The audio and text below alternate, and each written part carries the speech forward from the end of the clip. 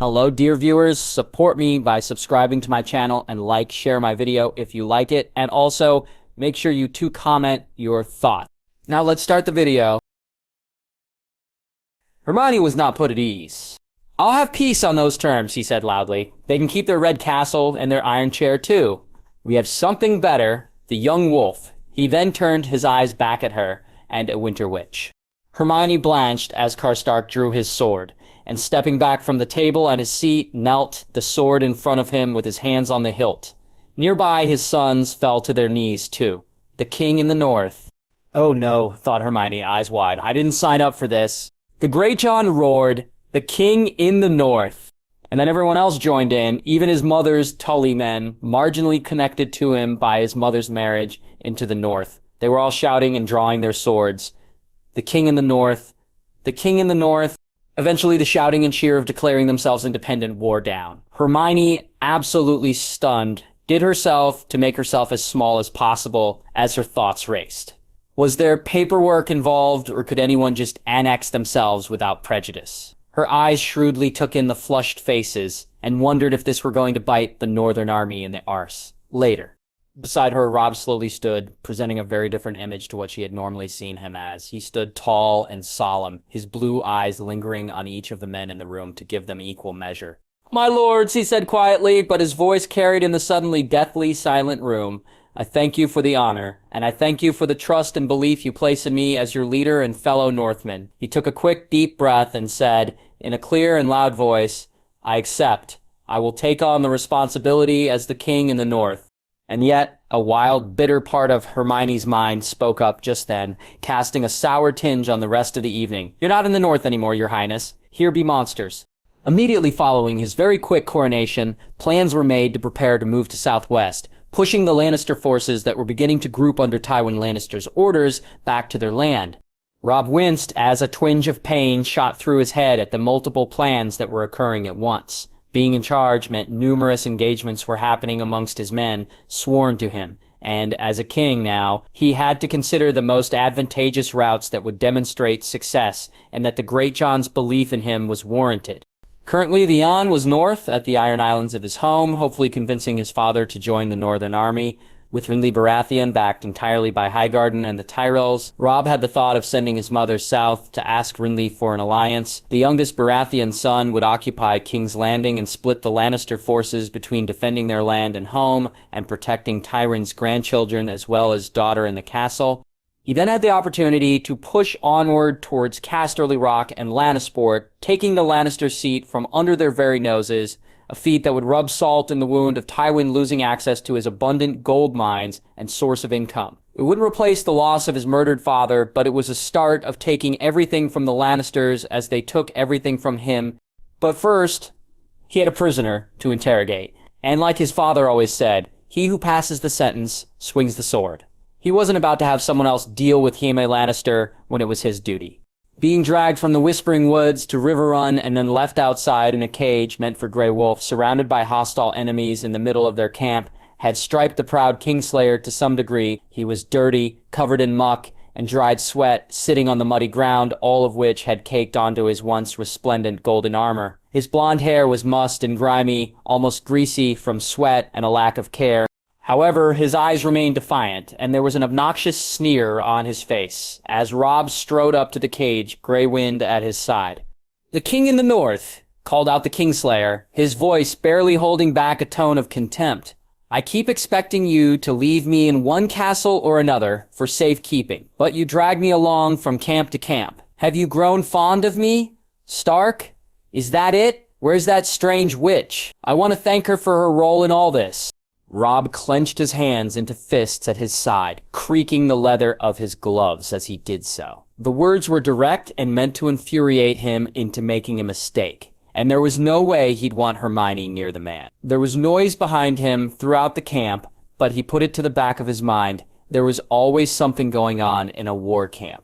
"If I left you with one of my bannermen, your father would know within a fortnight," said Robb evenly, bracing his legs and standing in the familiar pose he took when he met Hermione at River Run. "And my bannerman would receive a raven with a message, 'Release my son and you'll be rich beyond your dreams. Refuse, and your house will be destroyed, root and stem.'"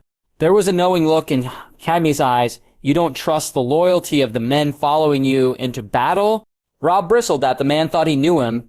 Oh, I trust them with my life, just not with yours. The gleam in the Kingslayer's eyes altered just slightly. Robb shivered as he realized it was increased weariness, or even respect, as the blonde said. Smart boy. Robb winced, and the other man saw it. What's wrong? He jeered. Don't like being called boy? Insulted? Annoyance flashed through Robb, roiling in his stomach, and Grey Wolf began to pull back his lips, revealing pink gums and long, sharp white teeth. From there, the wolf edged around the cage, sniffing and huffing. The commotion became louder, but Robb was entirely focused on the man in front of him. The Kingslayer's eyes widened minutely, but enough that Robb could tell he was wary and frightened. It gave Robb courage and an idea, so he stepped forward to the door of the cage and released the latch. Swinging the door wide open, he narrowed his eyes on his captive. You insult yourself, Kingslayer. You've been defeated by a boy. You're held captive by a boy. Perhaps you'll be killed by a boy. Grey Wind, having completed his circuit around the large cage, slipped silently through the open door and inched forward, spit and drool foaming his mouth and dripping. Robb knew the size of the direwolf, that of a small warhorse, was intimidating to anyone who had never seen such a creature before. But having a direwolf in front of you, growling with its hot breath wafting across yours, it was psychological torture. The commotion grew louder until the one voice Robb didn't want to hear at this particular time spoke loudly. What in Merlin's name is this? His head swung around, but not quick enough to not see the satisfaction and malice that sparkled in the blue eyes of the Kingslayer. Lady Hermione stood before him, with Daisy on one side and Torrin on the other. Both looked uncomfortable, their eyes darting between the witch and their newly named king. She wore her usual clothes, some strange trouser and shirt combination, and nothing anyone suggested otherwise would have her change, and looked utterly out of place, beyond that of a woman in the camp. She looked otherworldly. Ah, Lady Hermione, began Robb, glancing at Torrin and Daisy, before turning his eyes back to her. Would you care to maybe... Why is he in a cage? She continued speaking, aghast. And dirty? Because he's a prisoner, said Daisy coolly, drawing the group's attention. And, the witch asked, crossing her arms and tilting her chin up in a clear, challenging move. What? You don't have something similar to the Geneva Convention here? No rules of POWs, is it? Fine, I get it. Different world. Different rules. Different world? Thought Robb, blinking as the words sunk into his mind. But Hermione kept speaking, and his attention was on her, and her words left for later, thought. But is it that hard to show some compassion to a prisoner? She eyed the Lannister beadily. And I'm guessing he's of some value, right? So by showing you're the better person and treating him well would only reflect better on you as people, and your army and cause too. The Kingslayer chuckled. You heard the witch boy. Send me to a castle and a nice feather bed. I'll take a cup of wine and wench too. Robb whirled around with a snarl. Stannis Baratheon sent ravens to all the high lords of Westeros. The King Joffrey Baratheon is neither a true king nor a true Baratheon. He's your bastard son. You deserve nothing. You will receive nothing from me. Well, if that's true, Stannis is the rightful king, the blonde man said, curling his own lips in a parody of Grey Wolf's barred teeth. How convenient for him. Undaunted, Robb thrust his arm out in front of him, a finger pointing and shaking in rage at the Kingslayer. My father learned the truth. That's why you had him executed. I did not kill Eddard Stark, said Jaime Lannister lowly, his voice dark at his impugned honor. But Robb was not listening. He continued shouting, wanting his thoughts off his chest, wanting Hermione to hear the ugly truth and not defend the man. Your son killed him so the world wouldn't learn who fathered him, and you pushed my brother from a window because he saw you with the queen. He blonde tilted his head back, leaning it against the spike wedged into the ground behind him that he was cuffed to. His eyebrows rose in challenge. You have proof, or do you want to trade gossip like a couple of fishwives? A wordless cry burst from Robb's mouth, and he turned his back on the man, his eyes meeting Hermione's. His anger was still high, and he found himself shouting at her, his right arm outstretched, and gesturing with sharp slashes and punctured with jabs as he spoke. This is the man you defend. A man who tried to kill you, who does not deny what he did with his own sister, what he did to my father, what he took. Hermione was watching him, her amber eyes bright but steady. She walked forward and gently, carefully, put her hand on his outstretched arm. He stilled. She looked up, met his eyes, and pressed very gently down on his arm. By his own admission, he's guilty of incest, said Hermione quietly, her voice carrying only far enough for him to hear. And he's guilty of assault on your father, of some degree, and on your brother, if what you're saying is true, he's guilty of a lot of things. Robb. He exhaled shakily, bringing his arm down and to his side. But you're not, she finished, her lips quirking into a tiny little smile. Don't be guilty of doing the wrong thing for the right reason. Clean him up. Put him in a room with guards. I'll add to it. Drawing an age line in some containment fields so no one who isn't supposed to go in does, and so that he can't get out. But do better than him. Be better than him. Robb took a deep breath in and then exhaled and then repeated it. Hermione kept her brightly lit amber eyes on his, and then slowly he felt the rolling anger in his stomach settle and retreat, turning more into a calming balm. He nodded, acknowledging her help, and stepped back. He turned to face the Kingslayer, who was watching him and Lady Hermione, peculiarly. I'm sending one of your cousins down to King's Landing with my peace terms. You think my father is going to negotiate with you? He asked, incredulously. He shook his head. You don't know him very well.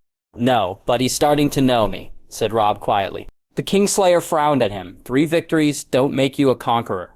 The grin Robb sent him was decidedly wolf-like. It's better than 3 defeats, don't you think?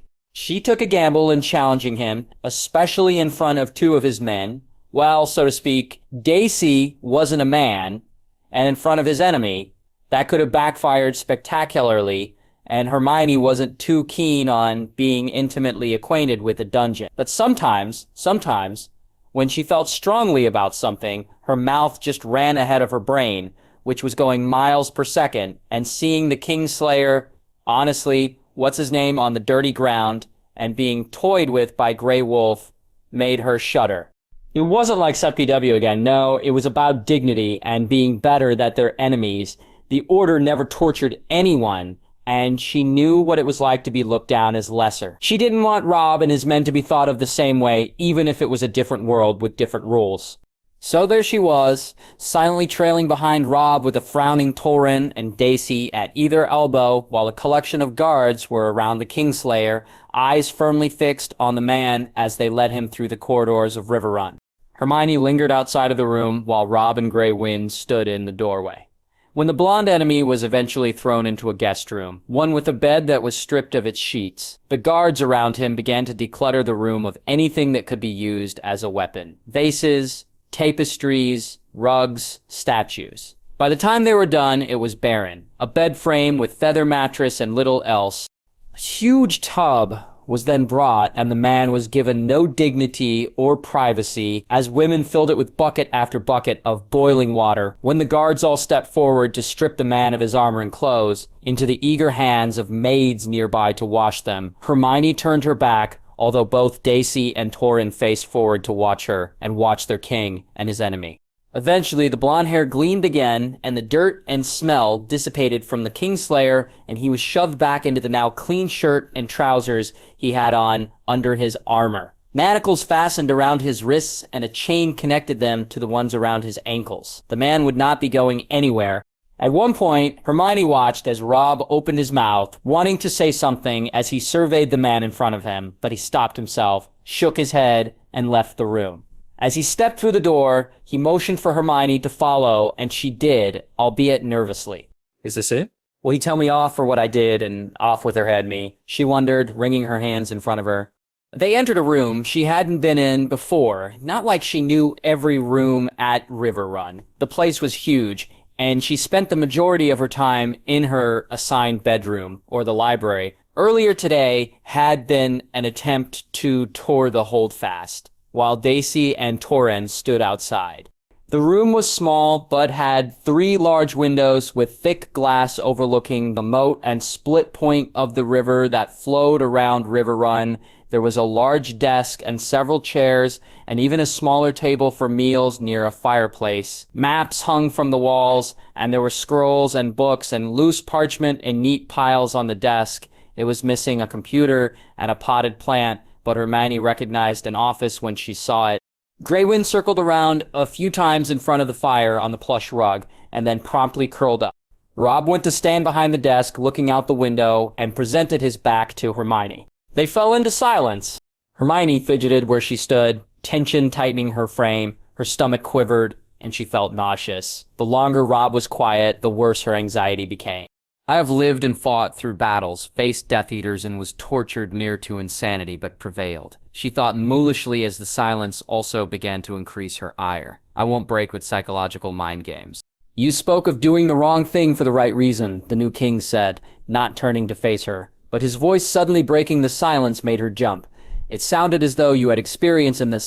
Hermione scowled. Now he wanted answers. She moved to one of the chairs in front of the desk and sat in it, bringing a hand up to chew at the corner of a nail. My headmaster, although I've changed some of what's said, in my 4th year, there was a tournament, and a boy died. He was murdered. And at one point, Professor Dumbledore said to a politician, "We must all do what is right, instead of what is easy," because the politician was going to do what was easy by ignoring that the boy was murdered. Hermione sighed, and Robb turned his body slightly to look at her, but kept his feet in front of the window. So she continued. Quietly, it led to war, and Professor Dumbledore kept terrible things from us all that could have maybe helped us win the war earlier. Or not, I'm not sure. But what he did was the wrong thing, as it made my best friend walk to his death, willingly, knowingly. Harry had to do it, so it was the right thing to do, because the situation helped us win the way. But it was for the wrong reasons. You think my treatment of the Kingslayer was wrong? He asked quietly. Hermione shrugged, taking her hand away from her mouth. Wasn't it? Their eyes met. Robb was looking at her strangely, and in a way Hermione found she missed the bumbling teenager who wasn't quite sure what to say to her in that moment. This was a king. We're going to be moving out soon, said Robb instead, turning around to face her, gesturing to a nearby map as he spoke. We're going to push for Lannisport and Casterly Rock. Jaime Lannister will remain here, under guard. Anything you can add to the room to keep him imprisoned with your magic would be appreciated. Hermione bobbed a nod. He was letting her use the library, so a few non-invasive spells was a fair trade. Robb turned back to the map and sighed. I'll probably have to split my forces, leave some behind. There is talk of Tywin Lannister pulling his army out from King's Landing to come north, to aid his son. I'll need someone to remain to engage him in battle. But I feel uncomfortable without managing the campaign myself. Hermione grinned, standing and looking at the taller man, who flushed lightly under her eyes. Like being in control, do you? His returning grin was sheepish. Yes. He turned back to the map and pointed at several trails and roads that led south and west. I'm thinking of leaving my uncle Edmure behind. He's capable, but this is his home. He'll be more likely to be fierce to defend it. Hermione snorted, and a plan began to form. What about? Could I do that? Help them like that? She thought, frowning. In one sense, she had thrown her lot in with the Northern Army and Robb Stark when Jaime Lannister had tried to cut her down when she left their fight in the clearing of the Whispering Wood. And there she was now in Robb's study, listening to him make plans to fight another. She began conversationally, drawing the taller king's attention. In our 5th year, we had this terrible defense professor. Harry ended up creating this secret club that taught practical defense, but since we couldn't speak about it, we needed a way to convey our meeting times and locations. A necessary precaution, agreed Robb, confused, but listening. Hermione nodded. Yes, exactly. So I took a gold coin, charmed to look like real money, and spelled it so that anything that happened to the master coin reflected on all the other coins. Robb blinked, understanding spreading across his face. His eyes darted quickly to hers, an urgent but hopeful look building as he reached forward and grasped her upper arms. You could do this? For us? For me? He asked, breathlessly. I could communicate with my lords? Instantaneously, replied Hermione, looking up to the young man who was taller than her by a few inches. Across any distance, she frowned, her eyes turning inward as she began to mutter plans. I don't think I'd use coins again, though. You could barely fit anything on them. Maybe parchment? I wonder if I could also manage to spell a quill so that it's self-inking. Robb then laughed, loudly, jarring her. There was something in his eyes when he looked at her. You, Lady Hermione, are truly something else. Thank you. She was missing something here. He was speaking one thing, but his body was saying something different, and she wasn't sure what it was, or even if she wanted to know. But one thing was for sure, she was committed to another war. If she wanted to continue using the library to get home, and until she exhausted all options at River Run, she would remain, and in response, honor her host by helping him where she could. Gryffindor, my arse, she thought, as Robb began to speak happily about how the parchment she could spell would help them perfect their battle plans. The longer I'm here, the more I turn into a Hufflepuff. Still, she looked at the young man, all auburn hair and bright blue eyes, gesturing animatedly with flushed cheeks and an easy smile, even if she didn't take in his words. There are worse places I could be. Robb nervously stood in front of his lords and Lady Mormont, having called them to a war meeting before he left to Oxcross in the morning. It was late, and many were eager to retire to bed, but he needed them to be here for Hermione's game-changing edition, and for them to practice using the parchments to be confident and comfortable whilst in battle. Well, we're all here now, grumbled Greatjon. What's this about, Your Highness? Robb glanced at Hermione, who stood at his side. In her arms were several bundles of loose parchment and a box full of what she called self-inking quills. She was shorter than him, but her presence felt so much larger than oftentimes he felt so unsure around her. This was one of those times he was unsure of what he could say or do to convince his lords, especially as magic was far from his understanding. Lady Hermione brought to my attention something that could aid us while we are out in battle, began Robb cautiously, looking around the rectangular table. There was some skepticism, of course, with the exception of Rose Bolton, the Greatjon, and Karstark, and Robb's own personal guard of Darren Hornwood, Eddard and Torrin Karstark, or Daisy Mormont. The rest of the Northern Lords only had conjecture and rumors of Hermione's powers. But first, does anyone here know what Lady Hermione and I are to speak to you about? Asked Robb, meeting the eyes of his lords and Lady Lady Mormont. Once they all shook their heads, he continued, "Thank you. Lady Hermione will be distributing pieces of parchment to all of you to take with you into battle. If we're to send a raven, my lord," began Wendell Manderly, a round, robust man with a head full of auburn hair and a neatly trimmed beard, but an impressive mustache atop his lips. "The maester is with us. We'll have parchment." Robb nodded. "Yes, of course, but these are different. Lady Hermione has used her magic on them." "For what purpose?" asked Maid Mormont, a large older woman with thick brown hair, frowning. In response, Robb turned to Hermione and let her step forward. She placed her armload down on the tabletop, spreading out the parchment and leaving the box of quills open. She took a deep breath and then squared her shoulders, thrusting them back as she boldly met the eyes of his lords around the table. "This parchment is connected to all the others," she said, punctuating her words quickly and enunciating them sharply. "What is written on one will appear on all, instantaneously, anywhere you are in Westeros." She paused. Anyway, I haven't had time to check the distance." A few of the lords began to mutter, so Robb cleared his throat. "Would someone like to volunteer?" "With what?" asked Karstark, his eyes moving from the parchment to Hermione to Robb in a circular motion. Robb smiled, but it was akin to baring his teeth at the man who had offered his sons to Hermione for marriage. Even now, the thought didn't sit well with him, and he happily indulged in his spiteful side. "Lord Karstark, wonderful. If you could take one of the pieces of parchment and leave the room." The man stiffened, the lines in his face deepening as he tried to figure out whether he was being singled out for insult or honor. However, he strode forward, and with a nod to Lady Hermione, took one of the parchments and left the room. She turned to him, her amber eyes wide and bright, reflecting the reds and oranges of the fire behind them. Robb did as they had arranged earlier when she tested the parchment with him in his study. He reached into the box of her self-inking quills, and to the amazement of his Northmen, immediately put the quill to paper without dipping it into an inkwell. Black ink spread across the parchment. "Does this satisfy your curiosity, Lord Karstark?" he wrote in his scroll, and then held it up for people to read. A few squinted, the ones in the back, but the closest ones began to murmur. Then he wrote another line. "You can return to the room." Seconds later, Karstark stormed back into the war room, his eyes feverishly bright, and shouted, "I want 3 of these." Beside him, Hermione preened as the murmurs grew in noise. Groups broke up then. A few meandered towards Hermione, who took the parchment Robb had and was demonstrating with the crowd, with Karstarks lying side by side near the far end of the table, each giddy with the implications. Bolton and Karstark, however, stood near Robb along with Greatjon, Lord Mollister, Lord Hallis Hornwood, and Lord Robetta Glover, Quite the ingenious idea, Your Majesty, said Karstark, the white of his beard trembling under his jaw as it moved when he spoke. Robb turned his head slightly towards the man, all the while keeping Hermione in his sight, as she enthusiastically waved one of the self-inking quills around. It was Lady Hermione's idea, my lord. Above his head, Bolton, Karstark, and the great John shared a look. Lord Mollister, a Riverlands lord sworn to Robb's mother's family, as well as his northern lords, Hornwood and Glover, frowned.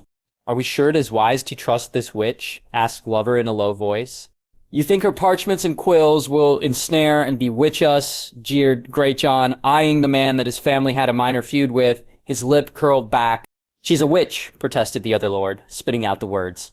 His eyes were dark in the flickering light of the fireplace and torches on the walls. Who knows what they are capable of? Robb nearly recoiled at the venom in the man's voice, blinking in surprise. Lady Hermione has given us something that will aid us in battle, more secure than any raven, and something that we can use to our advantage over our enemies. How is this something bad? His eyes narrowed on the man, and Lord Glover, sensing the shifting mood of those around him, especially three who had seen the witch's abilities previously and liked her, cleared his throat. My apologies, Your Majesty, smoothly replied Glover, although still ill at ease, and he shifted from foot to foot. I meant no disrespect. Robb's eyes remained on the man, and he finally, slowly, imperiously, nodded, granted. The man disappeared from their small cluster, winding his way around the crowded war room until his form was enveloped by some other lords.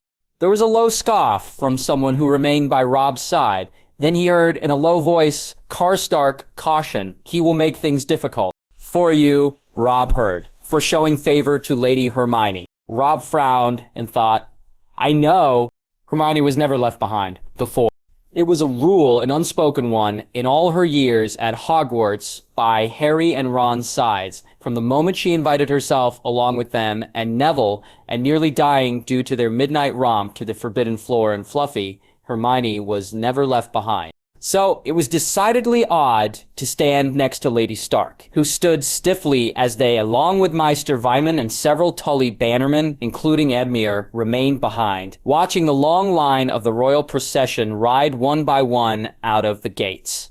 Robb ought to have been one of the first through, but he lingered with Daisy, Eddard, and Darren at his side, along with his great uncle, the Blackfish. His horse was prancing in its spot, eager to move along, and Grey Wind was sniffing the air, his tongue lolling out of the corner of his mouth in anticipation. His eyes were on his uncle, solemnly appraising him, and saying, in his kingly voice, Hold River Run, uncle. Edmure, although he had the same hair and eyes as his nephew, had such a different expression on his face that Hermione nearly snorted out loud. His long face went shallow and pale, and his Adam's apple bobbed thickly in his throat as he nodded. Weight on your shoulders, thought Hermione, eyeing him curiously, and a smidge of pity. He was like a first-year Neville. One day you'd be Lord Tully of Riverrun, but for someone who is in his 30s, you're nowhere ready for this and what's to come. Then Robb's eyes were on the tall, broad-shouldered man at Hermione's side. Just behind her. You'll watch over her? He asked, his voice friendlier, but still as fierce as when speaking to his uncle. Hermione scowled, disliking the implied sexism. I can take care of myself. Thank you very much. Robb ignored her and kept staring at the man. Torrhen shifted, his eyes glancing between the irate witch and his king. Yes. Your Majesty. Robb's eyes narrowed some more, but Hermione sighed loudly and crossed her arms across her sweater. Honestly, Robb, don't you have somewhere to be? Beside her, Catelyn Lady Stark inhaled sharply and muttered, Lady Hermione, this is your king, don't disrespect.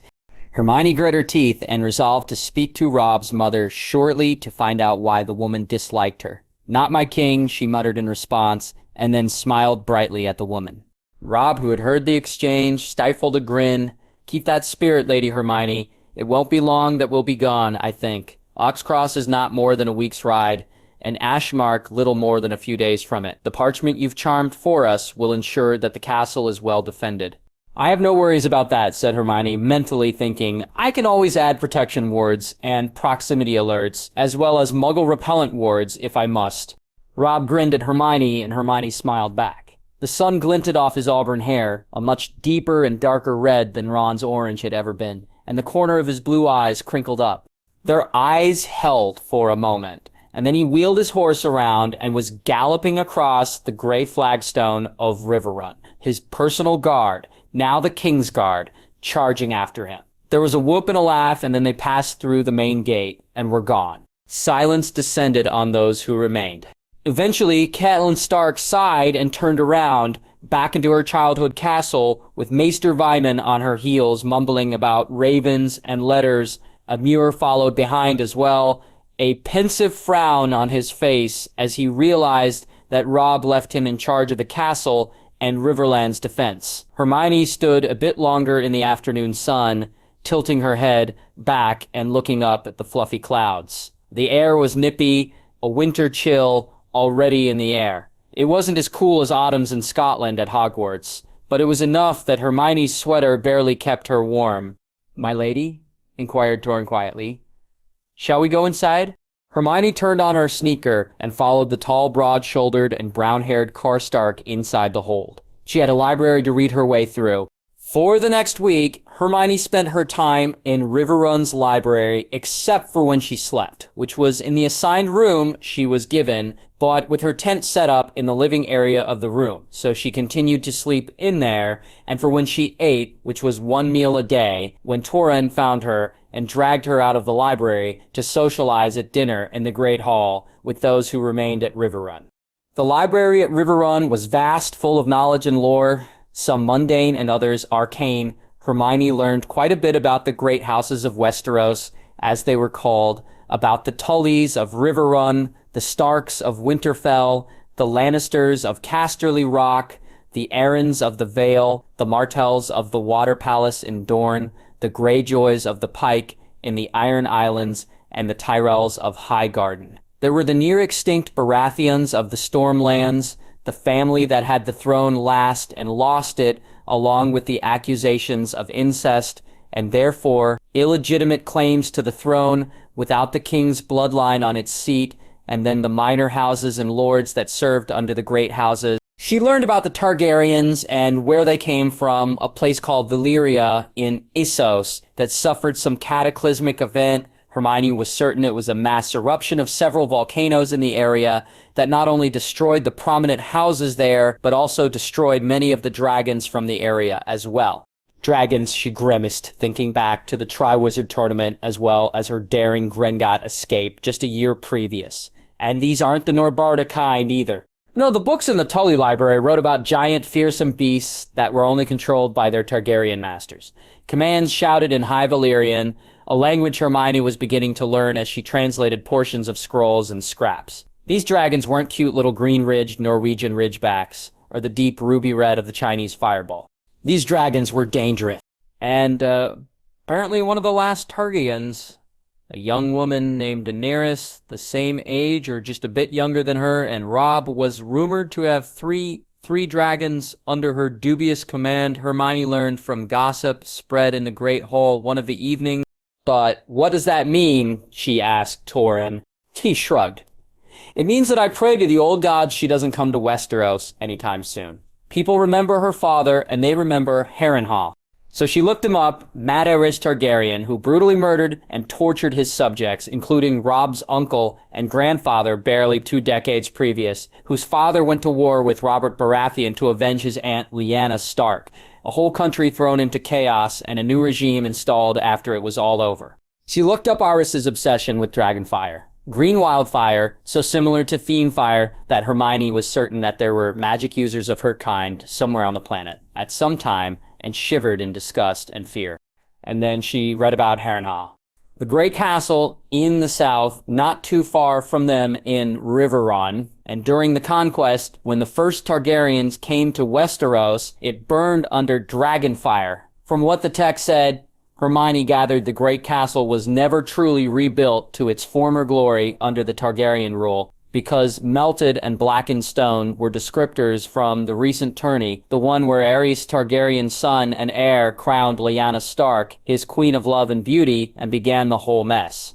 Delving into the history of Westeros was enjoyable and far more interesting than anything Binns could have presented on the Goblin Wars of this and this year. But there was a lot not said in the text Hermione read. How far did Essos actually go? How south did the Sothrios actually go? How many islands were there? What was Ulthos, an island or continent? How much land was there beyond the wall, and what kind of name was the land of always winter? How could it be always winter? The more she read, the more Hermione was convinced that the people of this planet were either not intellectually curious or terra incognita worked into the fantastical structure of maintaining the status quo for many of those in charge. Anyone who explored these uncharted territories disappeared. There was not much incentive to send more people out to discover the whys and hows of this world. And without that information, Hermione was potentially stuck. She needed coordinates, similar to longitude and latitude, to plug into her Artemisy equation, but they had to be exact. She needed to know the size of the planet, its orbit around its sun, how many other celestial bodies there were around, asteroid belts, gas giants, and whatever else, to pinpoint the galaxy she was in, or near enough. She needed to know and discover how magic worked in this strange new world. They clearly had magic with dragons and giants.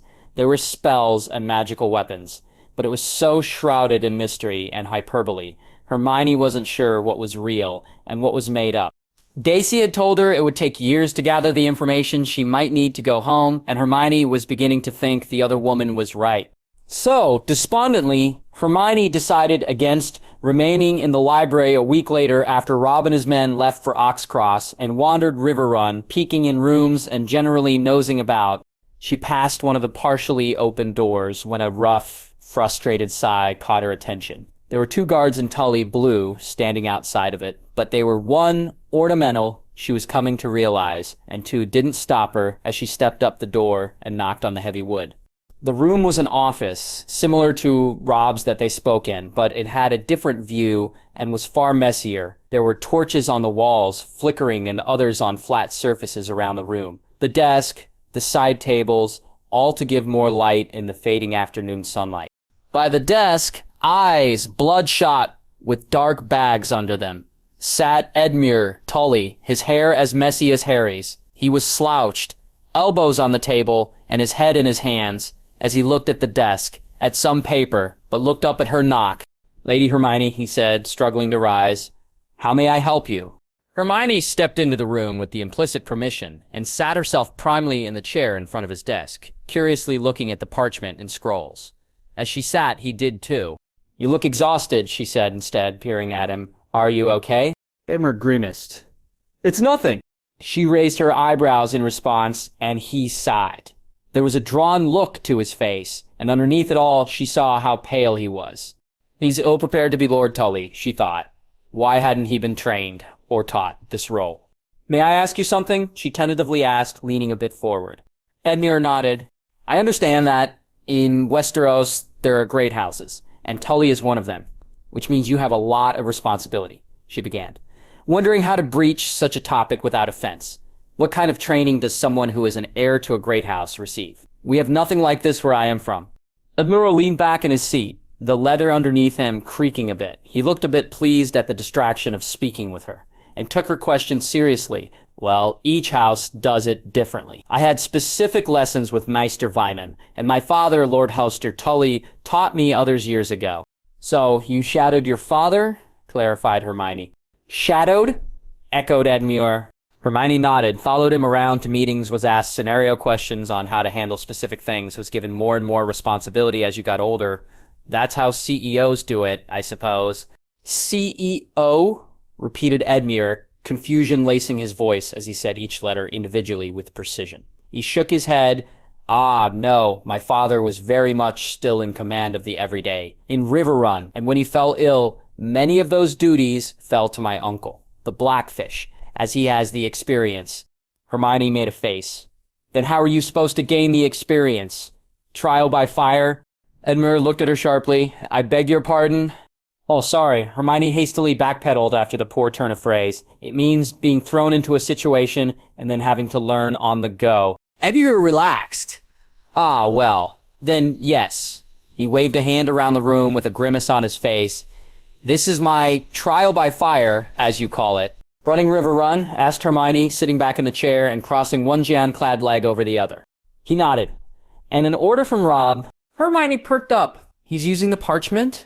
Edmure paused, looking at her, but then wordlessly handed her one of the many pieces on his desk, and Hermione, touched by his sharing of the military communique on the linked parchment in Robb's handwritten scrawl, were several orders. Each order began with the person's name and then a list of duties. Edmure's read, "Hold River Run.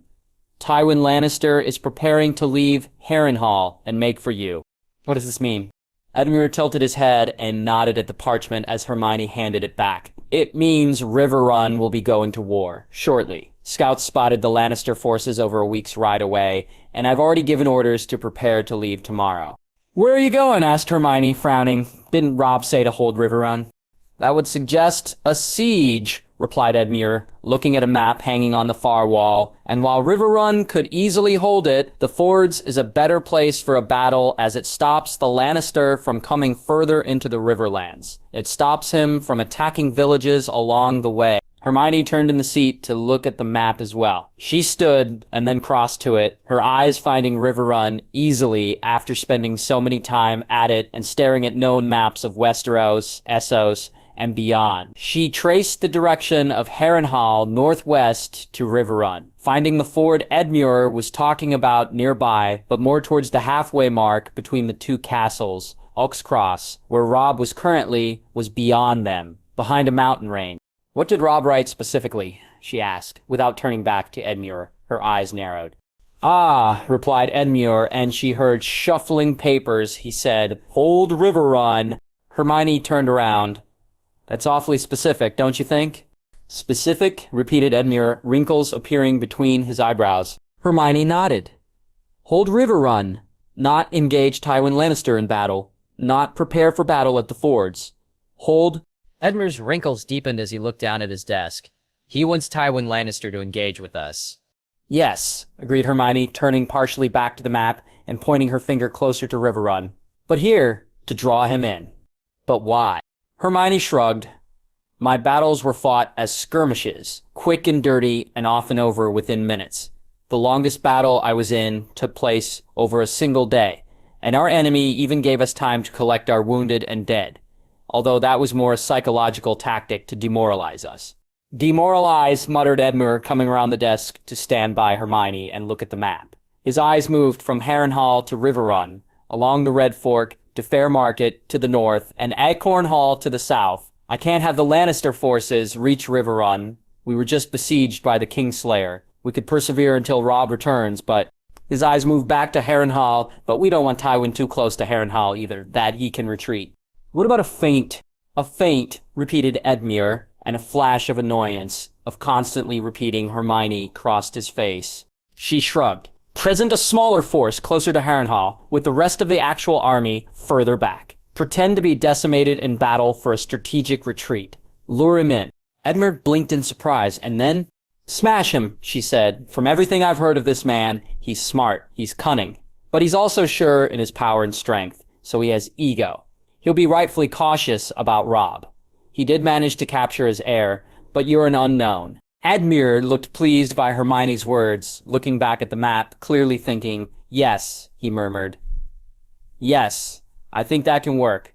Hermione smiled brightly. "Great. When do we leave?" Edmure said no. Torrhen refused her as well. Maester Vyman looked at her like she was crazy. Hermione scoffed. It wasn't like there weren't women in Robb's army. The Mormont women were strong warriors, and she had a wand. Besides, she wasn't going to be leading the charge. That would have been too light brigade for her. She was happy to remain behind at a command tent, monitoring the parchment communications and then lending a hand with the wounded soldiers. "The battlefield is not the place for you, Lady Hermione," argued Edmure fervently. They were standing in the same inner courtyard where Robb had said his goodbyes. Edmure's Tully force ready to exit through the main gate. "Robb would not be happy with me if I allowed you to come." Torrhen, nearby, nodded. Hermione scowled back. "You know, I could follow you, right?" Edmure looked at her skeptically. "How?" Hermione looked around the courtyard. Catelyn Stark stood above them, on the second-floor balcony that protruded from a tower, watching her brother and his men. The distance wasn't far, no more than a flight of stairs up, but the entrance was inside the castle, and therefore currently inaccessible by those in the courtyard, unless they had a ladder to scale. Unless someone had magic. Hermione pictured the balcony beside Catelyn, having explored it once before, and pictured it in her head. Then she turned on her heel. There was a loud pop, and she reappeared beside the startled woman, who shrieked and stepped back, her scarred hands at her throat, in surprise. Below, Edmure and Torrhen, as well as the few soldiers who lingered in the courtyard, let out shouts of surprise. Hermione leaned over the balcony and waved. They let her join them. It's the time between battles that is boring.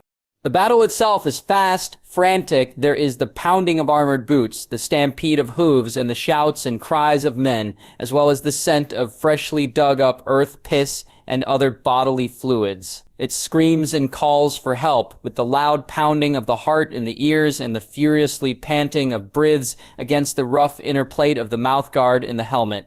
Everything else is boring, including inventory, thought Robb. 2 weeks on from River Run, and from Hermione, his brain supplied, Robb was in his tent, surrounded on all sides by his Kingsguard, as well as several northern lords who would lead the foot soldiers. Over a week ago, Grey Wind had found a lesser-known path through the mountains between the Riverlands and the edge of the Westerlands, where the outermost bannermen for the Lannisters lived, and at the village of Oxcross, Robb and his army took Stafford Lannister and his men by surprise. The man had not placed sentries up to monitor the area, and Robb took advantage of that, using not only his fledgling warging abilities, peering through Grey Wind's eyes to see the area and camp, but also to use Grey Wind himself to scare the Lannister horses. It wasn't much of a battle, though. It was over within hours, and the northern army picked off stragglers as the sun rose over the crest of the mountains, the sunlight bleeding its ways across the treetops of the valley. The success bolstered the men, and Robb sent an update on the parchment Hermione spelled for them, listing each member of his army and house sworn to him and their duties while apprising them of his situation. The northern army commanders with him had congratulatory notes of their success and a few knighthoods to celebrate. Lord Bolton left men who were moving south along the Trident towards Harrenhal and wrote the Lannister forces along the way, predominantly engaging the mountain, Gregor Clegane and his men in battle to keep them busy and away from supporting Tywin's forces. His mother, despite being wary of Lady Hermione and her magic, appreciated the secure line of communication she created, and announced her own journey south to treat with Renly Baratheon, just after Edmure left with his host. Edmure? Robb's mouth turned down at the thought of his uncle. His last message was to hold River Run, which the man was doing, although there had been a worrisome note that accompanied Edmure's most recent update. Planning a feint to draw in T. Lannister, it will keep him from being too close to Harrenhal for a strategic retreat. We have a plan that will draw him further into the Riverlands. But who is we? And what doesn't he understand about my orders to hold River Run? I didn't say go forth and have a bloody battle, wondered Robb, the night before the northern army was to attack Ashemark. The castle was close to Casterly Rock, along with the Crag, and therefore were two of the more important seats that Robb needed to take. His advisors, predominantly his great uncle, the Blackfish, and the Great Jun, had taken his suggestions and battle plans and refined them to the point that Robb was incredibly sure of their success. But while his mind was on the morning of that battle to happen, there was a part of him back at River Run. He knew it, and his men knew it too. "Shall we go over the battle plan for the morning, Your Majesty?" suggested the Blackfish in a loud voice, startling Robb enough that he pressed the communication parchment down with the flat of his palm on the tabletop. His blue eyes flew up and caught on his great uncle and the man's knowing smirk. At the other side of the large man stood Lord Bolton, who wordlessly tipped his head to the side. Robb followed the direction, and his eyes fell on his 15-year-old squire, the one he was forced to take on through Walder Frey's ridiculous terms that his mother agreed to. Olivar, completely unaware of his king's eyes on him, stepped forward and filled Robb's cup with more ale. Oh, he thought, and mentally winced. A reminder and a caution. Robb cleared his throat. "Thank you, Olivar." The teen, all gangly arms and legs, beamed up at him. "Your Grace." He then stepped back, and Robb turned his attention to the map in front. "Right," the young king began, his voice carrying across the tent. "This is the plan for attacking Ashemark in the morning. Originally, Edmure wanted to meet Tywin Lannister and his forces at the Red Fork, the southernmost run of the Trident River. It was barely a week's ride from Harrenhal, but strategically smart as the bank on one side of the river was higher than the other, and steeper. It would have been hell for any force trying to cross the Coldwater north towards River Run. Hermione, as well as Torrhen, Lord Jason Mallister, an older man, similar in age to Edmure's father, she was told, Lord Tydos Blackwood, another robust man in his early 50s, sworn to the Tullys, Lord Carol Vance, and Lord Jonas Bracken talked him out of it. "What's the point of a feint? Drawing him in if you're all that willing to meet him closer to Harrenhal," she argued. Edmure frowned. "It's a good location for a battle. We'd have the high ground. We can give up the high ground of the Trident for other locations along the way." rumbled Mollister in a low, gravelly voice. The plan you have of creating strategic forts along both sides of the river is sound, but not so close. The point is to drive Tywin Lannister out of Harrenhal and far enough away that he can't retreat without heavy loss or being cut down from behind, replied Torrhen, crossing thick his arms across a very muscled chest. Not that Hermione was eyeing him, not at all.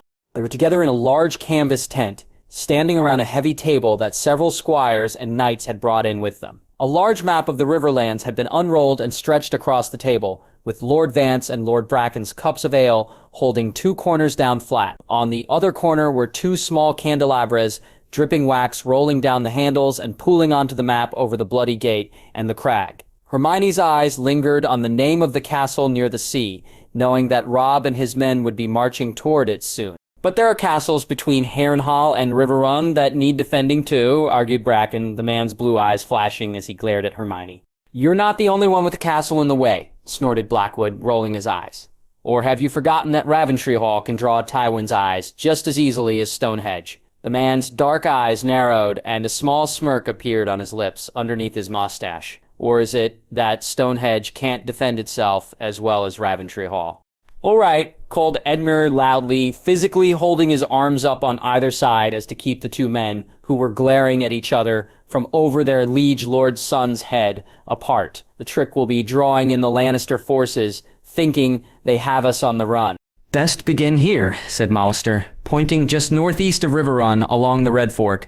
We can place a large amount, or what Tywin will think is a large amount of soldiers here. He'll come up through Acorn Hall and High Heart and meet us on the fork. That will spare both Raventree Hall and Stone Hedge, agreed Vance, a tall, quiet man, nodding as his eyes took in the map. Are Lord Bolton's men still fighting for Harrenhal? Asked Edmure, glancing at Hermione. She sighed. Somehow, probably due to being the person who created the communications parchments, she had become their secretary. She shuffled through the many papers on her side of the table, and Torrhen, who stood nearly an entire foot above her, leaned down to look over her shoulder. The tall, muscular bodyguard Robb had assigned to her nodded.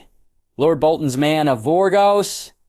Anyway, he wrote that he's attempting another assault on the castle. He has around 10,000 to aid him. Bracken scowled. So does Tywin. The men all shared looks. Eventually, Edmure cleared his throat nervously. How many do we have? Mollister sent him a look, and Hermione inaudibly sighed. You should know how many men you command, Edmure. We're on the same line, the older man said. Around her, the men began speaking of how many men they would put where they could retreat, and where they could advance. Hermione's eyes glanced all over the map again, and she rolled her bottom lip into her mouth to begin chewing on it.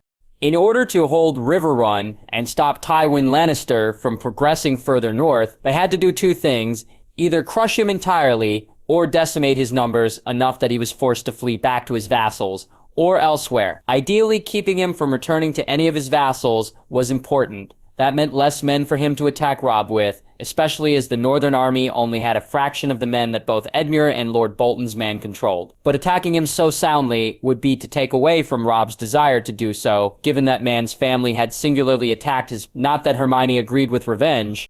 In the end, it won't matter, she finally spoke up, drawing their attention. What's she doing here, again?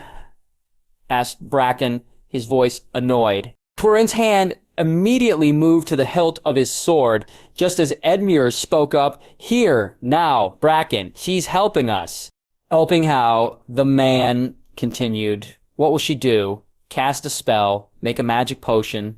The witches of Ashai use their blood magic to... Whatever the witches of Ashai did with their blood magic, and Hermione would rather love to know, but another day, no one ever found out. Hermione instead had her wand pointed at the man, who was now mouthing words soundlessly. Lord Bracken, I am here to help this army succeed as much as they can, she snapped, eyes flashing amber. I understand that you don't like me, nor do you trust me, and the feeling is mutual, but I want to help, and that is what I will do. So don't get in my way. She lifted the wordless silencio she had cast. The tent was tense and silent under her threat, and the presence of magic... Bracken scowled, but cleared his throat to test it, and then said, in a very gruff voice... Lord Vance shifted nervously, while Blackwood almost looked gleeful at the other man's dressing down. Edmure shook his head and muttered, We need to work together, Lady Hermione.